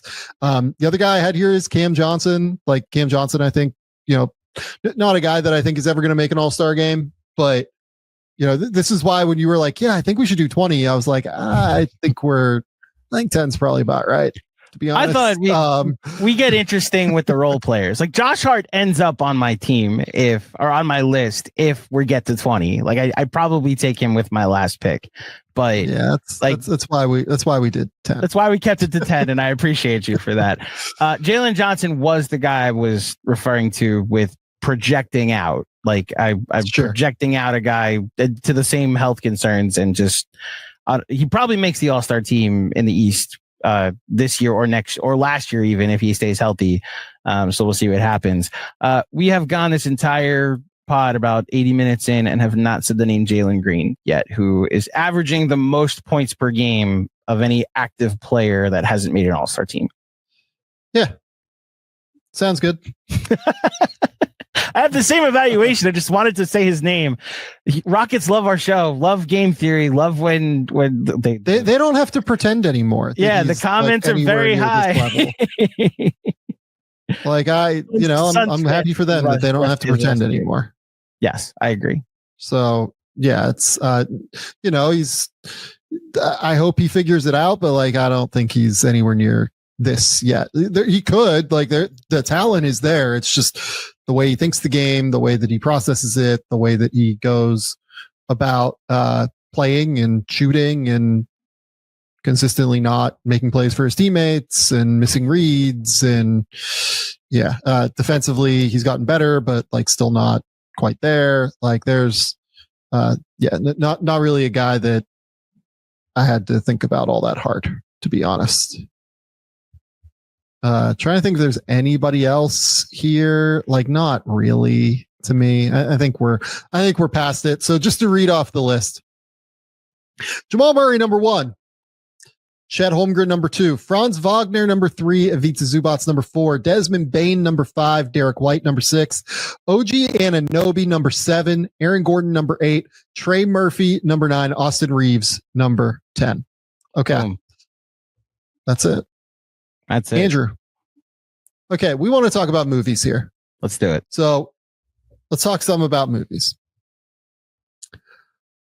I have seen most things now, I would say. The things that I have not seen.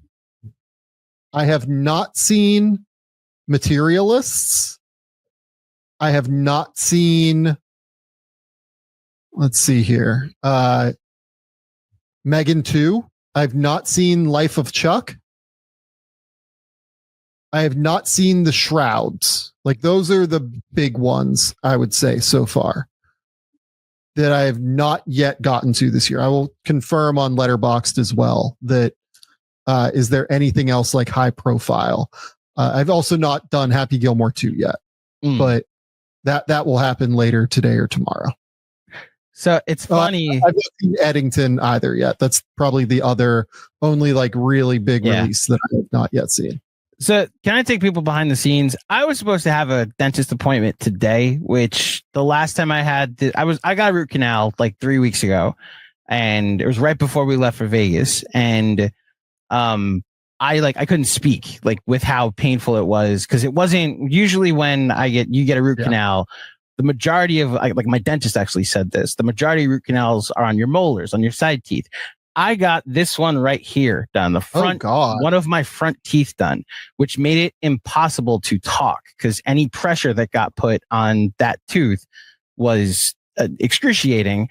and I learned this because I scheduled a pod for the last root canal. And if you go and watch on Nick's Film School, the show I did with Brendan Nunez about from who covers the Sacramento Kings, getting his perspective about Mike Brown, you'll see me wincing throughout that entire podcast because anytime my tooth got touched by my bottom row of teeth, it hurt. All that to say, I was supposed to have a dentist appointment today, and my plan was to sit here, drink milkshakes, or not sit here, sit in the couch that's on the other room over there. And I was going to go through my biggest misses, which are 28 years later, Life of Chuck, and Life of Chuck. Like, those are my big ones that I've missed. I haven't seen Megan 2. I'm honestly in no rush to see Megan 2, even though I liked the first one. I will probably cross it off my list at some point. But those two and Eddington are also my biggest ones. And if we had done this show a day later, I probably would have already seen the two big ones that I've missed. I have seen Happy Gilmore too, but I will not say anything until you've seen it for sure. I'm so concerned about spoilers there. Let me tell you. It's just, I don't want to set any expectations. Look, I will just say this. I don't know how you feel about Adam Sandler and his acting ability. I actually think he's a good actor. Like, he's a trained actor. He went to school for this. This isn't just like a guy that doesn't have ability and gets cast for being silly, and then the voice he does and whatever. I actually think you put him with a Paul Thomas Anderson or a Safdie brother or a Noah Baumbach, and you're going to get some good stuff out of him dramatically. There is an element of Happy Gilmore 2 that actually asks a lot of Adam Sandler dramatically, that while the movie is aggressively stupid, like aggressively one of the dumbest scripts I've ever seen, Sam, ever watched, and it's cameo city left and right.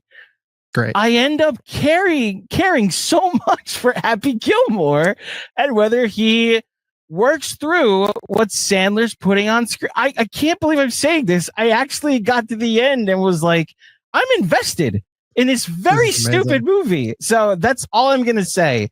And I can't wait to hear you. We can actually talk about it when you've seen it. But yeah, shout out Adam Sandler. Okay. So let's talk about our favorite movies of the year. Let's do it. So I think Sinners is number one for both of us. I can't imagine that it's not. Sinners is the best movie of the year so far. It's beautiful. I've seen it twice. I saw it once on like 70 mil. I saw it once, just on like a normal, like, IMAX extreme screen kind of vibe. Like, looks unbelievable.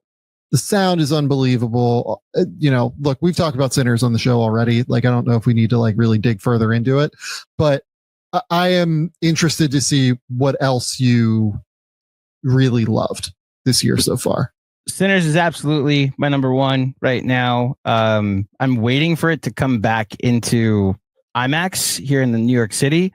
The big one where they have a lot of the movie premieres out in Lincoln Center, across from Juilliard. That's the movie theater I usually go to for premieres, or just like that's the IMAX theater I go to. And I unfortunately couldn't see Sinners in IMAX because the Knicks made the conference finals. So I am waiting for there's rumors that it's coming back in October, and that's when I'll be able to take that treat. Because to your point, I'm trying not to use hyperbole, Sam, but I'm trying to think of something better this decade so far that I've seen. And I'm trying to go back as far as I can to the last time I left a theater thinking, oh, I just saw something I'm going to think about forever. Like Get Out was like that for me, where it's like, oh, I'm going to think about this for a really long time. And I've thought about Sinners on and off consistently since I've seen it. So that's absolutely my number one. So my number two is a really small movie called EFIS, and it's about a pickup softball league. It's really just a pickup softball game, not softball, baseball. Two adult men baseball league teams play each other in an adult men's baseball league in New England, and they're playing the last game that they'll ever play on a baseball field, because they're about to like build a mall or a school over the field that they usually play on, and they're determined to finish this last game ever. And it starts as just a hangout movie, and you're like, all right, where's this going? What is this?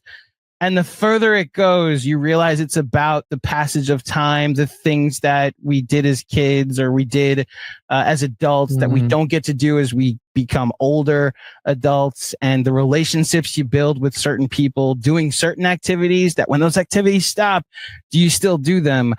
I played slow pitch softball. Well, okay, I played baseball in high school. That should be comes as no surprise as somebody who has heard me talk about baseball. I had every chance I could potentially do it in this basketball market that I've developed my career into. But like that turned into slow pitch softball. And I played that from the time I stopped playing baseball competitively until I was around 30. And it was only recently that I started to realize like, I'm never going to see any of those guys I played with ever again. Yeah. And that realization of like how your circle just gets smaller the older you get and the more life fills up with responsibilities, it can be heartbreaking. And this movie really, really like crystallizes that. And it started as a slow burn and it became one of my favorite movies of the year. And you want to talk about a movie I've thought about ever since then. Anytime I walk past, I'm watching a baseball game or just walk past my glove, I'm like, oh man, I would love to know I have a game or a doubleheader this weekend, and I don't. So that's my number 2, Sam. I love it. I've not yet caught EFIS. It's on my list. I will watch it probably over the course of the next week. Awesome. I've gone through like a big stretch of watching like older movies because I go over to the United States and buy a crazy number of Blu-rays. I have like 26 Blu-rays sitting here on my desk that I have to go through. Really 4Ks. I think most of them are 4Ks now. But yeah, EFIS is on my list. It's coming soon. Have you seen Bring Her Back, the horror movie? I have. Yes. Okay. What were your thoughts? It's my number 6, and I'm never going to watch it again. Yeah, that's kind of why it's not my number 6. It's got some of the most graphic horror imagery that is haunting and disturbing, and one of the biggest downers of a resolution. Correct. Which is why like I'm waiting for all the stuff I've put ahead of it, Sam, because it came out during a portion of the year where there was less stuff out, and like all the stuff that's come out over the last month, I'm like, okay, please put that ahead of Bring Her Back because I need something that's happier. Like Superman is ahead of this movie, Thunderbolts ahead of this movie, F1 ahead of this movie. That's my top 5, by the way. I go F1, Thunderbolts, Superman. I'm ready to put Jurassic World ahead of this movie because I at least left that movie happy. This is one of the more effective horror movies, and that's at least how I judge how great or effective I think a movie is like, am I still thinking about this? I'm still to this day disturbed in that way. It's extremely upsetting. Yeah. Absolutely. Yeah. So I have it at 13 looking through right now. I generally thought it was quite good. I think the Filippo brothers are like extremely effective visual stylists in how they construct these horror sequences. I think that they are, one like really underrated skill set, like as somebody that watches a crazy number of horror movies because Laura, my wife, is a huge horror fan.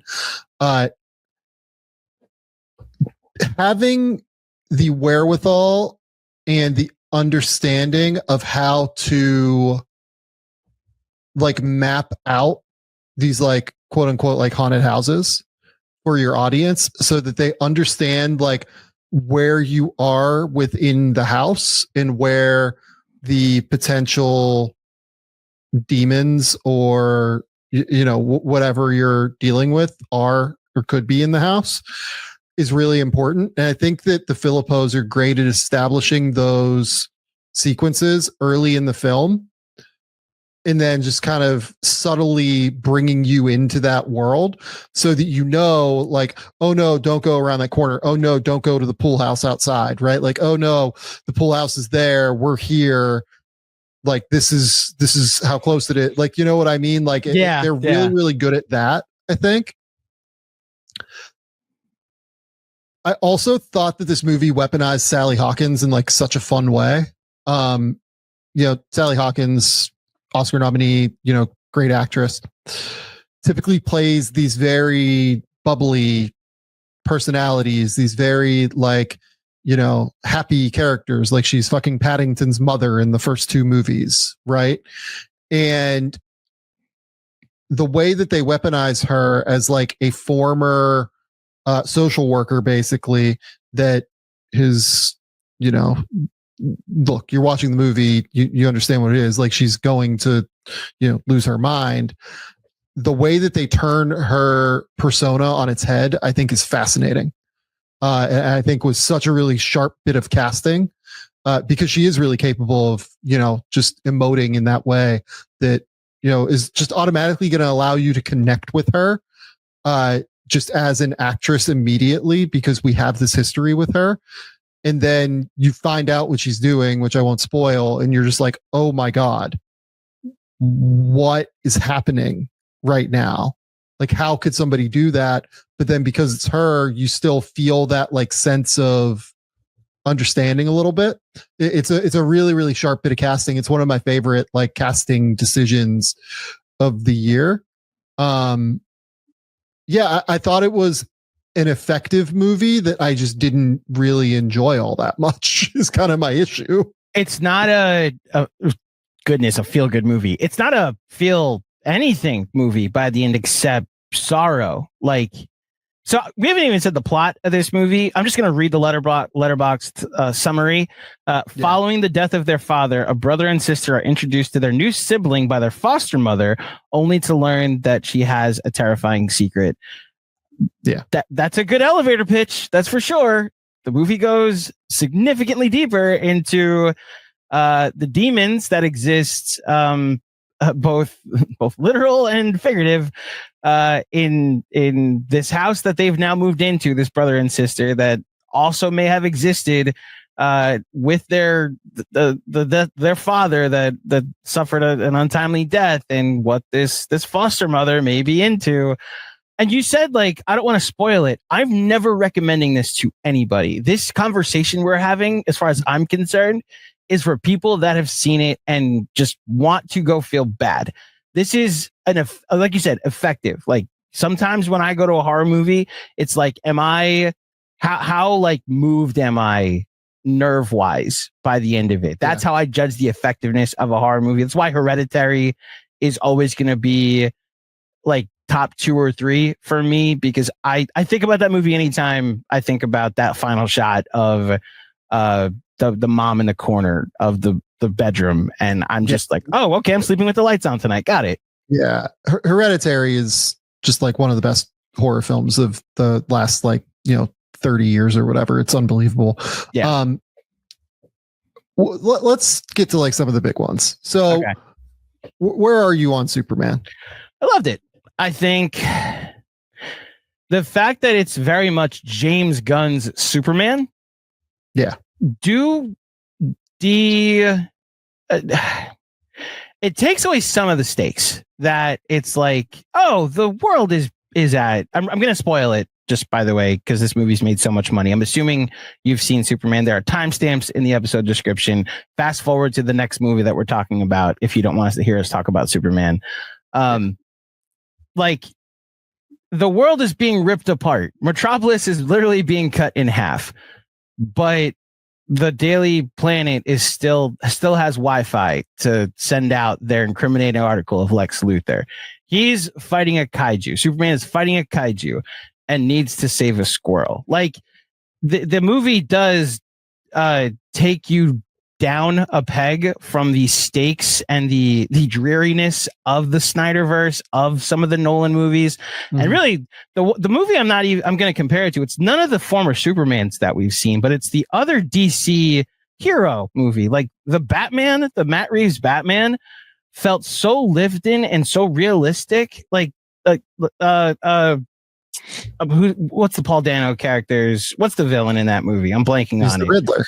The Riddler. Okay. The Riddler's tools in that movie are things you find in your kitchen or your toolbox. Like, they're very lived in. Yeah. The end of that movie at Gotham Square, again, based off of the real garden, Madison Square Garden, like, that felt like an active shooter situation. That is something that felt very visceral and real.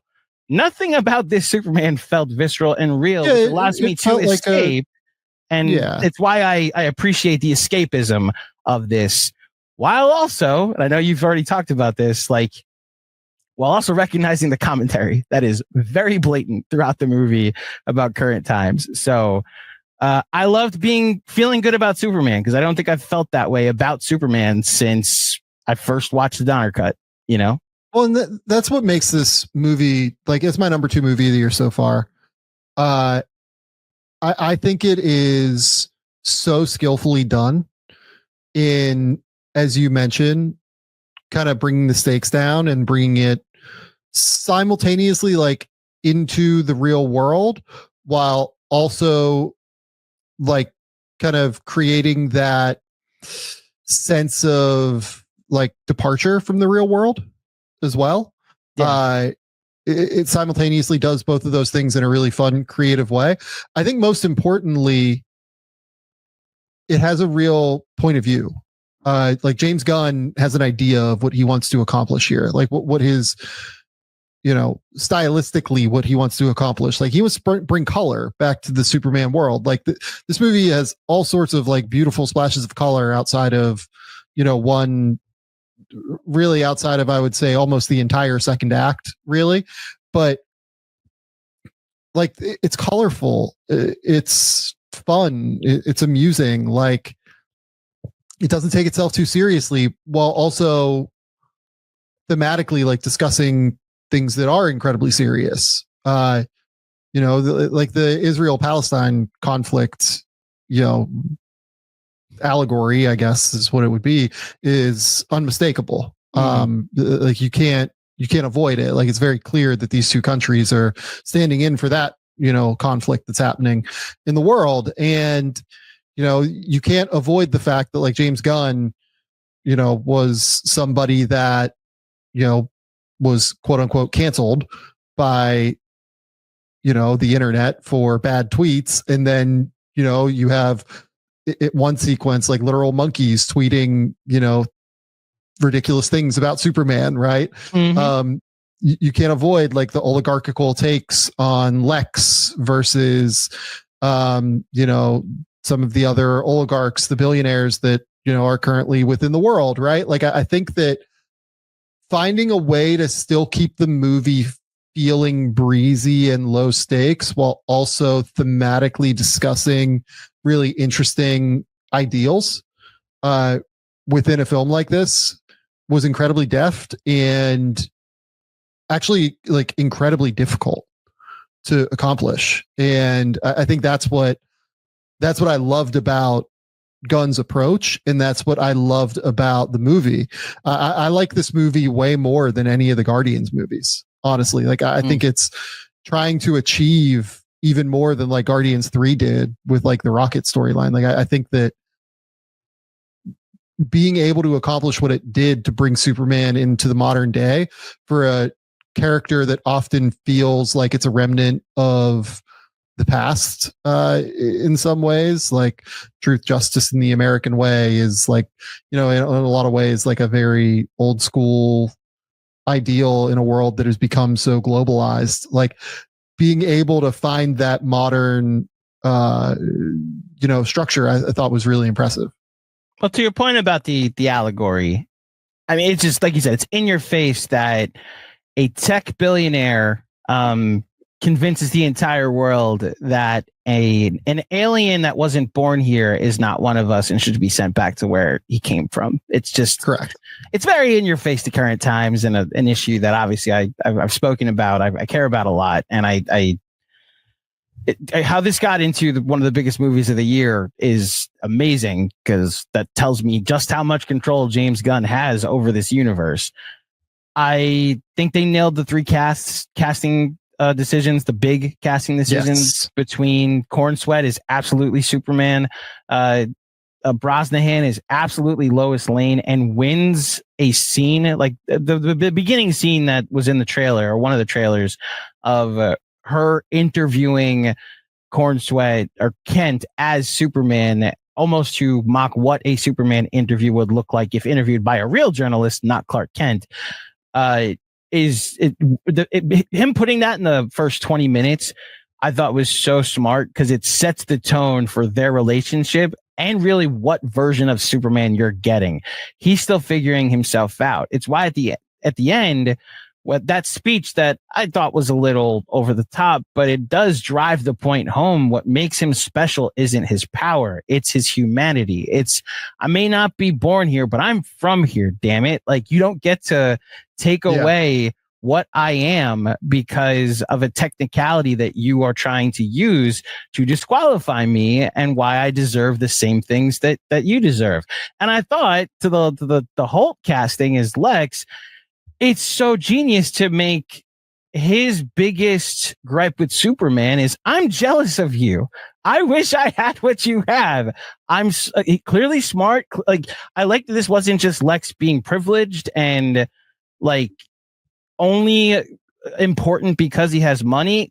To do what they do to attack Superman and create the other version of him that is able to fight and battle Superman, like that takes intelligence. Like, you actually do see Lex use his brain in this movie. You see his shortcomings too. And I thought it's a very well done script, with the caveat that I could have done with a little less in the other dimension, but I understood why it had to be there. And yeah, I think the biggest win for DC and for Gunn out of this movie is I'm now very much looking forward to where everything goes with this universe, which is not something I've said about the DC universe, maybe the entirety of my adult life. Yeah, I agree. Totally agree with you. I'm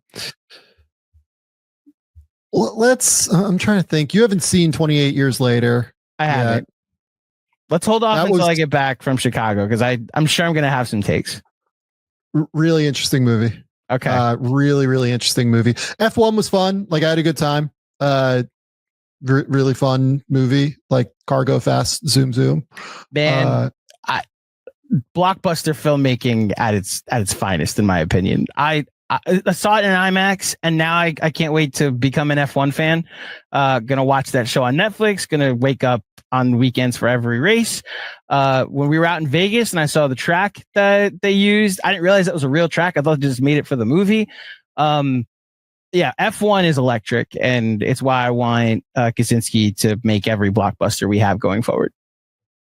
Have you done the Phoenician Scheme yet? Not yet. We haven't talked about this. I'm not a big Wes Anderson guy. I'm just not a fan. Not the biggest fan, I should say. So I am. Okay. Go ahead. I will. Yeah, just very quickly note, like, this is one of my 5 favorite movies of the year so far, for sure.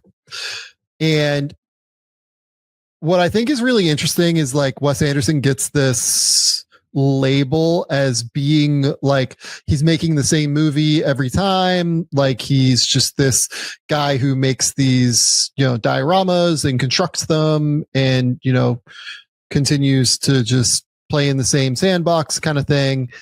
And I don't think that could be further from the truth. Like, the last couple of movies of his that I've really loved, like, I really like this quite a bit. I wouldn't say it's like in his top 3 or 4 movies for sure, but it's definitely very, very skillfully made. And then Asteroid City, like, the more I watch that movie, the more I'm completely blown away by it. In its deconstruction of grief, and in the way that it deconstructs the idea of story within film itself in some ways, and in art, really, I guess, even more than film. It's really about theater as much as anything. But Phoenician Scheme is weird because it's more of a straightforward movie, by Wes Anderson standards. There's a bit within the first 2 minutes of this movie that is unlike anything that has ever happened in a Wes Anderson movie. It's weirdly more violent than anything Wes Anderson has ever put on screen, which is pretty fun.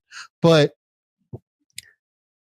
it's this really, really silly, fun, somewhat violent movie that also weirdly you can tell has been incredibly impacted by Wes Anderson becoming a father as well. And trying to grow as a father in a lot of ways, and think through the legacy that he's leaving his children in some ways too. In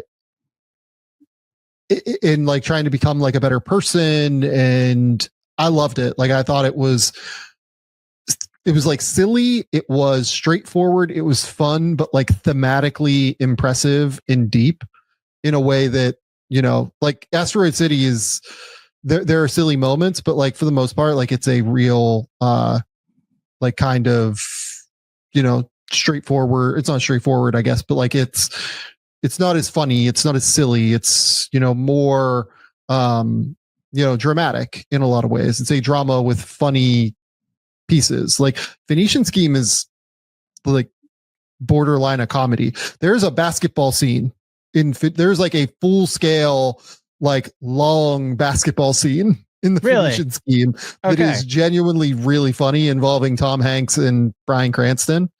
That is like really enjoyable. There are a lot of like very, very funny, enjoyable things. The other thing I will say is that Michael Cera in this movie is unbelievably good. Of course, it makes like total sense that Michael Cera would be a great fit within the Wes Anderson like oeuvre, but he's unbelievable in this movie, Andrew. Like it's like the perfect fit for who he is. I've never told you this. Twice a year, I usually pick a director and try to go through their whole filmography. I've done this since 2019. It depends on the size of the filmography. So 2019 was the Scorsese year. I did the entire that's Scorsese like what, filmography, 26 or so, like something like that. At that point, I think, because it was leading up to The Irishman. So I just I started at like Boxcar Bertha and worked my way like through the 70s and up to The Irishman. I did a Spielberg binge. Last year it was Nolan because Oppenheimer was coming out. Or 2 years ago it was Nolan because Oppenheimer was coming out. And then last year was Shyamalan because Trap was coming out. I haven't figured out who this year's is going to be yet.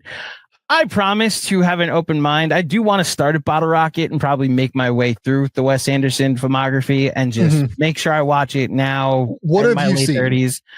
Most of his stuff. Like I've seen Grand Budapest. I've seen Fantastic Mr. Fox. I've seen what's it called? The one that's the dogs. Isle of Dogs. Sure. Have you done Tenenbaums? Is that the one with Owen Wilson? It's the one with Gene Hackman. Owen Wilson's in a lot of them. So I was gonna say most of his are with Owen Wilson. Praise. I'm sure there are ones that I have missed. Is like the point I'm going to. I think I do need to give him a fair. Like I'll start it at the beginning and work my way through. His style of filmmaking has usually never translated to me personally. I do recognize like what he does is very brilliant though. So this isn't like a knock on him. It's just it's not you, it's me type of thing. Sure. Okay, so the last big movie we have to talk about here is Fantastic Four. You liked this, I think, way more than I did. Well, and honestly, the more I how much you did or didn't like it. Yeah, go ahead. So when I watched it originally, I was like, yeah, this is fine, whatever. Like, I get what he's going for here. I get what we're doing here. We're resetting, Fantastic Four for the Marvel universe. Cool. I thought that I think the production design's amazing. I think that so much of what they do in terms of like the futuristic 60s vibe looks incredible. That piece of it, like I have no notes. Like I thought it was amazing. The more I've thought about the substance of the movie, the more I kind of actively dislike it. Ooh, go ahead. Yeah. Well, explain why you like it first. Let's go with this. So I need to have the floor for a second to just, I'm going to use an analogy. And yes, it is going to be a baseball analogy. Most of you in the Game Theory audience know I'm a big baseball fan from New York. I'm a big New York Mets fan.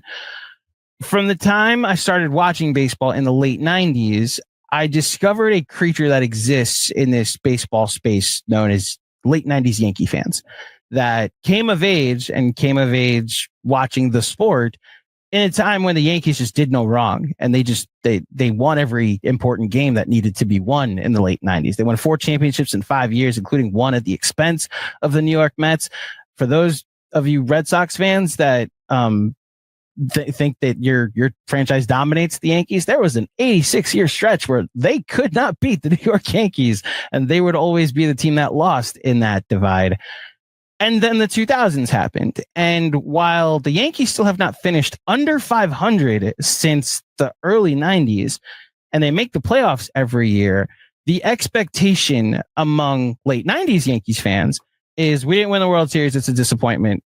Like this was a time poorly spent. This is unless you win the last game of the playoffs in the season, this is bad. And I don't subscribe to that perspective, which is why I'm able to enjoy like a solid David Wright career, guy who made the playoffs 3 times in his life. Right.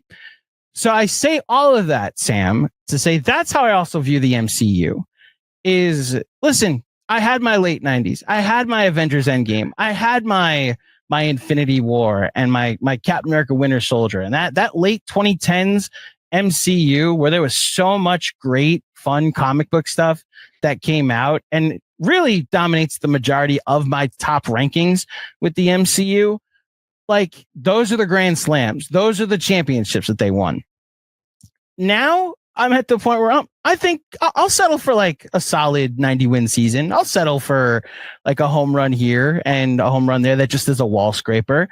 And I think coming off of some of the bad, really, really bad stuff that they've put out over the past couple of years, we're now on back-to-back home runs. I think just based off of the quality that we've had with this franchise for the last, pretty much since the turn of the pandemic, and really since they decided to add a TV subscription and tell all of us that it mattered, that going from Thunderbolts to Fantastic Four and see, you can tell a contained story again. And really to the Fantastic Four, a contained story that involved no homework whatsoever. I was very much all in. I say all of it. I think all of your criticisms are going to be valid. I don't think it's like a game changer or anything like that. It's just as far as an introduction of all these characters that I personally buy. I personally like. I like the version of Johnny Storm that they put into this. I like the version of the Thing. I bought Pascal as Reed Richards. I know that might be some criticism there, but I dug it. I personally dug it. By all means, take the floor, Sam. I don't know if it's Pascal as much as it is the writing, I think is what I would say. I don't understand what they've done to Reed Richards in this. And I think same with the Thing. Like, I don't understand what they've done with the Thing in this movie.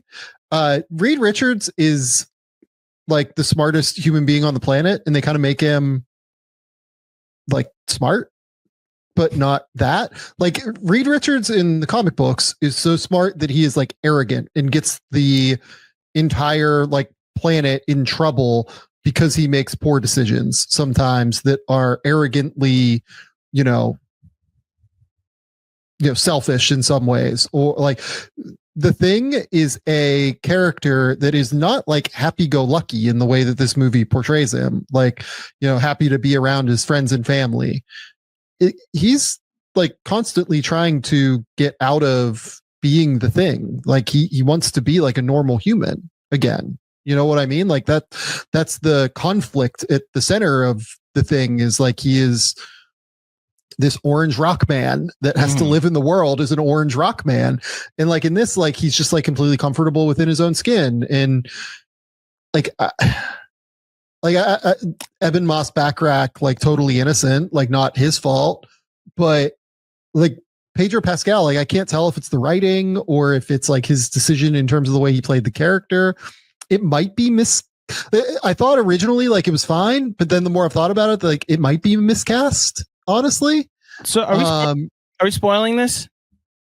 This is going to come out a week from now, so there'll be another week. I think we're probably fine too now that we've talked about it a little bit. It's also we're spoiling as a heads up. Yeah. So go ahead. Fast forward in the timestamps if you want to hear more about Fantastic Four or you don't want to hear about Fantastic Four yet. So not a pushback, but a counterpoint to the portrayal of Reed Richards in this universe. The comics version, again, I haven't read the comics, so I'm more going by hearsay and what I've been told. Sure. Because I've heard that critique that he's the smartest man in the world to the point of arrogance. And my counterpoint is like, did they already use that card on Downey's version of Iron Man? Because Downey literally creates 2 villains in the MCU with like he literally creates Ultron, and the majority of like the back half of phase 2 or 3 is, well, after what Tony Stark did, I decided to do this. Like, did they already play that card? Except there's the billionaire aspect of Tony that is much more heightened, but he is a genius that almost reaches the point of arrogance. Probably, but there are a lot of these characters in comics. It's kind of the reality, right? Like, and the end result, like, I'd be okay with them changing the character if I found the character interesting. Like, I don't find Reed Richards in any way interesting in this movie. So I think that he's by far the least interesting character in this movie. So I actually think the Thing is the least interesting, because to your point, I don't think all of the development that may have gone on in an actual origin story, because they drop you like Superman, they drop you right into into the established. They've been the Fantastic Four for a while. I would assume the acceptance of his reality has already happened. That's how I projected, but I like the version, like, he's smart. Like, you could tell this is one of these all 4 of these people are astronauts. These are not like 4 randos, or to the last, the Josh Trank version of the Fantastic Four, 2 like trainees figuring out who they are. There's no figuring out who they are. These are well established in their career adults who had something, pun intended, fantastic happen to them. The thing that I find interesting about Reed Richards' character, and it's something that I think it worked for me at least, but I can understand if it's not enough to draw you into the portrayal of it. So the core conflict of the movie being that Galactus wants their baby because he needs an heir to his throne, and Sue Storm is pregnant and then has the baby on a rocket ship. Interesting scene. But they get back to Earth, and Earth is like, so, like, how'd you defeat him? And it's like, we haven't. They want our child. And it's like, so you're going to give up the child, right? And that's like, that creates the conflict throughout. Like, the world now hates them because you could save all of us if you just sacrifice your child. And Reed then hits the literal drawing board to try and figure out another way. And there's that scene where the 4 of them are sitting down, and he's worked through all the calculations. And while he's so analytical, and his intelligence and the science of it all has created a set of outcomes that he sees fit, the best outcome in his mind to that point in the story, I probably should sacrifice my child. The problem is the emotional part is there. And it's like, I'm not sacrificing my child. Like, that I thought is interesting. The conflict of him being someone rooted in intelligence and science, and what's the most logical outcome. He says that thing about he understands why people are upset. It's the fair thing. It's the logical thing. And Sue just looks at him like, what are you talking about? It's not, they're not, it's like that balance of the 2 sides of him, I thought actually was played out really well. Maybe I don't even disagree with that. And maybe this is where, like, the casting was an issue. Like, I just don't think it was interestingly portrayed in any way. Like as you explain that conflict, I think you explaining that conflict was honestly more interesting than it was in the movie. Maybe. Okay. So, like, that's kind of what my problem is it's just a movie that doesn't have, like, it's kind of juiceless from a story perspective to me, because they're never giving up their kid. Like, you know that. Mm-hmm. Then the whole idea, like, I think I'm like not a space travel, like, in superheroes guy. I think I like grounded superheroes like a little bit more, which is a little bit weird in terms of why I like Superman, but the parts of Superman that I don't like are the Proton River or whatever. You know what I mean? Like, I like when it's, him back on Earth, like, discussing his humanity in a lot of ways. And like the Galactus thing, like, I don't like it was like wholly uninteresting to me. Like, cause you're not blowing up the planet. Like, even though it's Earth, whatever number, like they're never going to like blow up the planet. So or like, if they do, then okay, the Fantastic Four is just moving to another planet. So, like, these characters are never at risk, really. And like, you can say that about superhero movies that, the characters very rarely ever seem like truly at risk. But what I think is so interesting about Superman is the way that they build other stakes, right? Fantastic Four, the stakes that are being built are the end of the world, or like we're eating, like Galactus is like trying to eat the planet, basically, is the reality. And it's just like, well, like if that's your only stakes here, which it kind of is your only stakes here, like it's just kind of uninteresting to me. So this is where I do agree with you, and it's why maybe I'm grading on a curve a bit. I actually talked to someone, one of my Knicks film school colleagues, about this exact thing, that it's not even like juiceless is a good word to use about it, but the stakes aren't even just lowered. They're just non-existent. Not even from the sense of whether you find Galactus interesting or not, or whether the planet will be eaten or blown up. Marvel announced all these people are in the next Avengers movie. So I go into this movie knowing this is not their demise. So whether or not they will suffer a demise at the hands of or the feet of Galactus is just the tension's not there. So because I go into the movie knowing that, it makes it less. I have to find something. I have to find something else to be intrigued by. And I think I personally, I bought the four of them. I bought what I brought to Reed Richards more than what Pascal was giving us. I thought Johnny Storm in particular, like the Chris Evans version is, again, pun intended, a hothead. But like, oh, he's attractive, he's gorgeous. There's less intelligence implied to what he is. And this dude translates an entire language so he can like conquer the Silver Surfer. Well, and there's like never a point where that even made, like, that plot like doesn't even make sense to me, like in terms of how he like translates the whole language, like just even mechanically is weird. See, like, I just accepted it as like superhero science stuff. Like I never looked deeper than like he figured it out, which just the ability that's not something Reed Richards figures out. That's something Johnny Storm figures out instead. Yeah. It gives him more to do, which I thought like that was handled well. I also spending time with his family, real quick. Julia Garner, also blameless, icon, very excited for Weapons. Let's get that out there. Just make sure that people know Julia Garner, icon. Yeah. We're all for it. Very looking forward to Weapons. It's my birthday movie this year, so I'm excited. That's great. That's really good. Yeah, I think that's all I've got movies wise. Like, I think we can look. I loved Thunderbolts. Like anybody comparing Fantastic Four to Thunderbolts, like thinking that Fantastic Four is in any way more interesting, I think is like out of their minds. Like, Thunderbolts is so much more of an interesting, film that has like actual ideas on its mind in terms of what it's thinking about, in terms of how it's actually going about like creating stakes in a lot of ways. I think that is like definitely a top. I don't know what we're at, like 28 or so now in terms of MCU movies. I don't know. Like, are you 30? Deleting? Are you not counting the show properties? Not counting the show properties, just the movies. Okay, I think we're in the 30s at this point. I have my list in front of me. I have Thunderbolts at 13. And then I think it's 4 and 14. So before that. So right after it.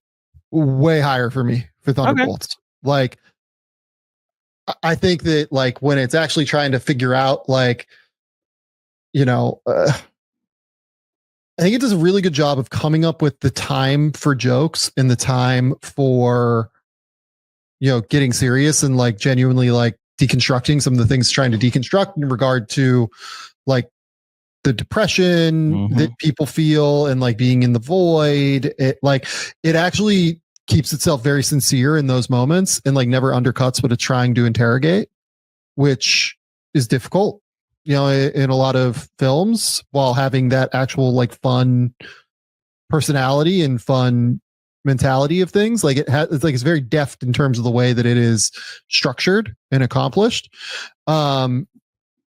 Yeah, like the characters undertake real development. Like I don't know, do you feel like the Fantastic Four characters like developed in any way, shape, or form throughout the course of that movie? Yeah, like developed is like- an interesting, because the Thunderbolts actually has a job to do in the sense that it has to create this team. It has to create. they go on real arcs, right? Like Yelena goes on a real arc. You know, Louis Pullman goes on a real arc. Like it's a very intelligently crafted and constructed film, and Fantastic Four is kind of style over substance to me. When like I honestly found the substance like to be quite poor, frankly. I felt it was an episode of the Fantastic Four that just needed to introduce them before we go into like the Avengers movies. And I think, yeah, I had this conversation with my wife after the movie, because we actually are closer in agreement. I just think I like some of the portrayals a little bit more. Yeah. Because we're so informed by the larger MCU and the who's in the next movie and who's going to show up in this movie and the Easter eggs and all of that. Like, I wonder if I was as informed about all this in 2009, like when Thor came out in 2010 or 11 and like the Hulk came out and Captain America First Avenger. Like, would I care as much about whether Red Skull defeats Captain America or not if I knew, well, he's definitely in the Avengers, so like there's no stakes here at all at this point? Would that bring that down if I wasn't so informed by we have a perfect example of that though, because we have the snap, which happens in the first what is it? It's Avengers Infinity War. That's the end of Infinity War. The difference is that second movie came out the next year, and it does open with like they all died. Like they all did technically die. And you have to see how they bring them back, you know? Yeah. But we know that they're all in the movie beforehand is my point. Like we have the outside knowledge that, you know, from production schedules being so public now and everything, that like all those people are going to be in the movie. You know what I mean? So I think it's just more that like they're not telling stories as effectively right now at the end of the day, and they aren't actually building to things now. Like it feels like it's just kind of an amalgamation of putting things on the board. And like maybe that was true of the first Avengers film, where they were putting Thor on the board, they're putting Captain America on the board, and now they're like trying to build back up again. Yeah, I'll hear that out, and then eventually the X-Men are going to come in and everything. But like I guess is what I would say, have the same connection to the material. And I think it's more of a storytelling issue than it is like I'm bored by the material issue.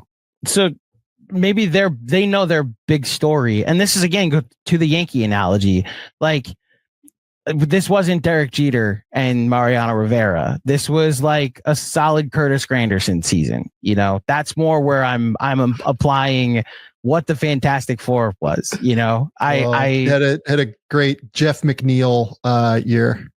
Well, that would be a good Mets year. I'm literally like Granderson hit 40 home runs for the Yankees is what I'm trying to say. Like I know this was a good Yankee season, even if like it might end up being forgettable in the grand scheme of the franchise.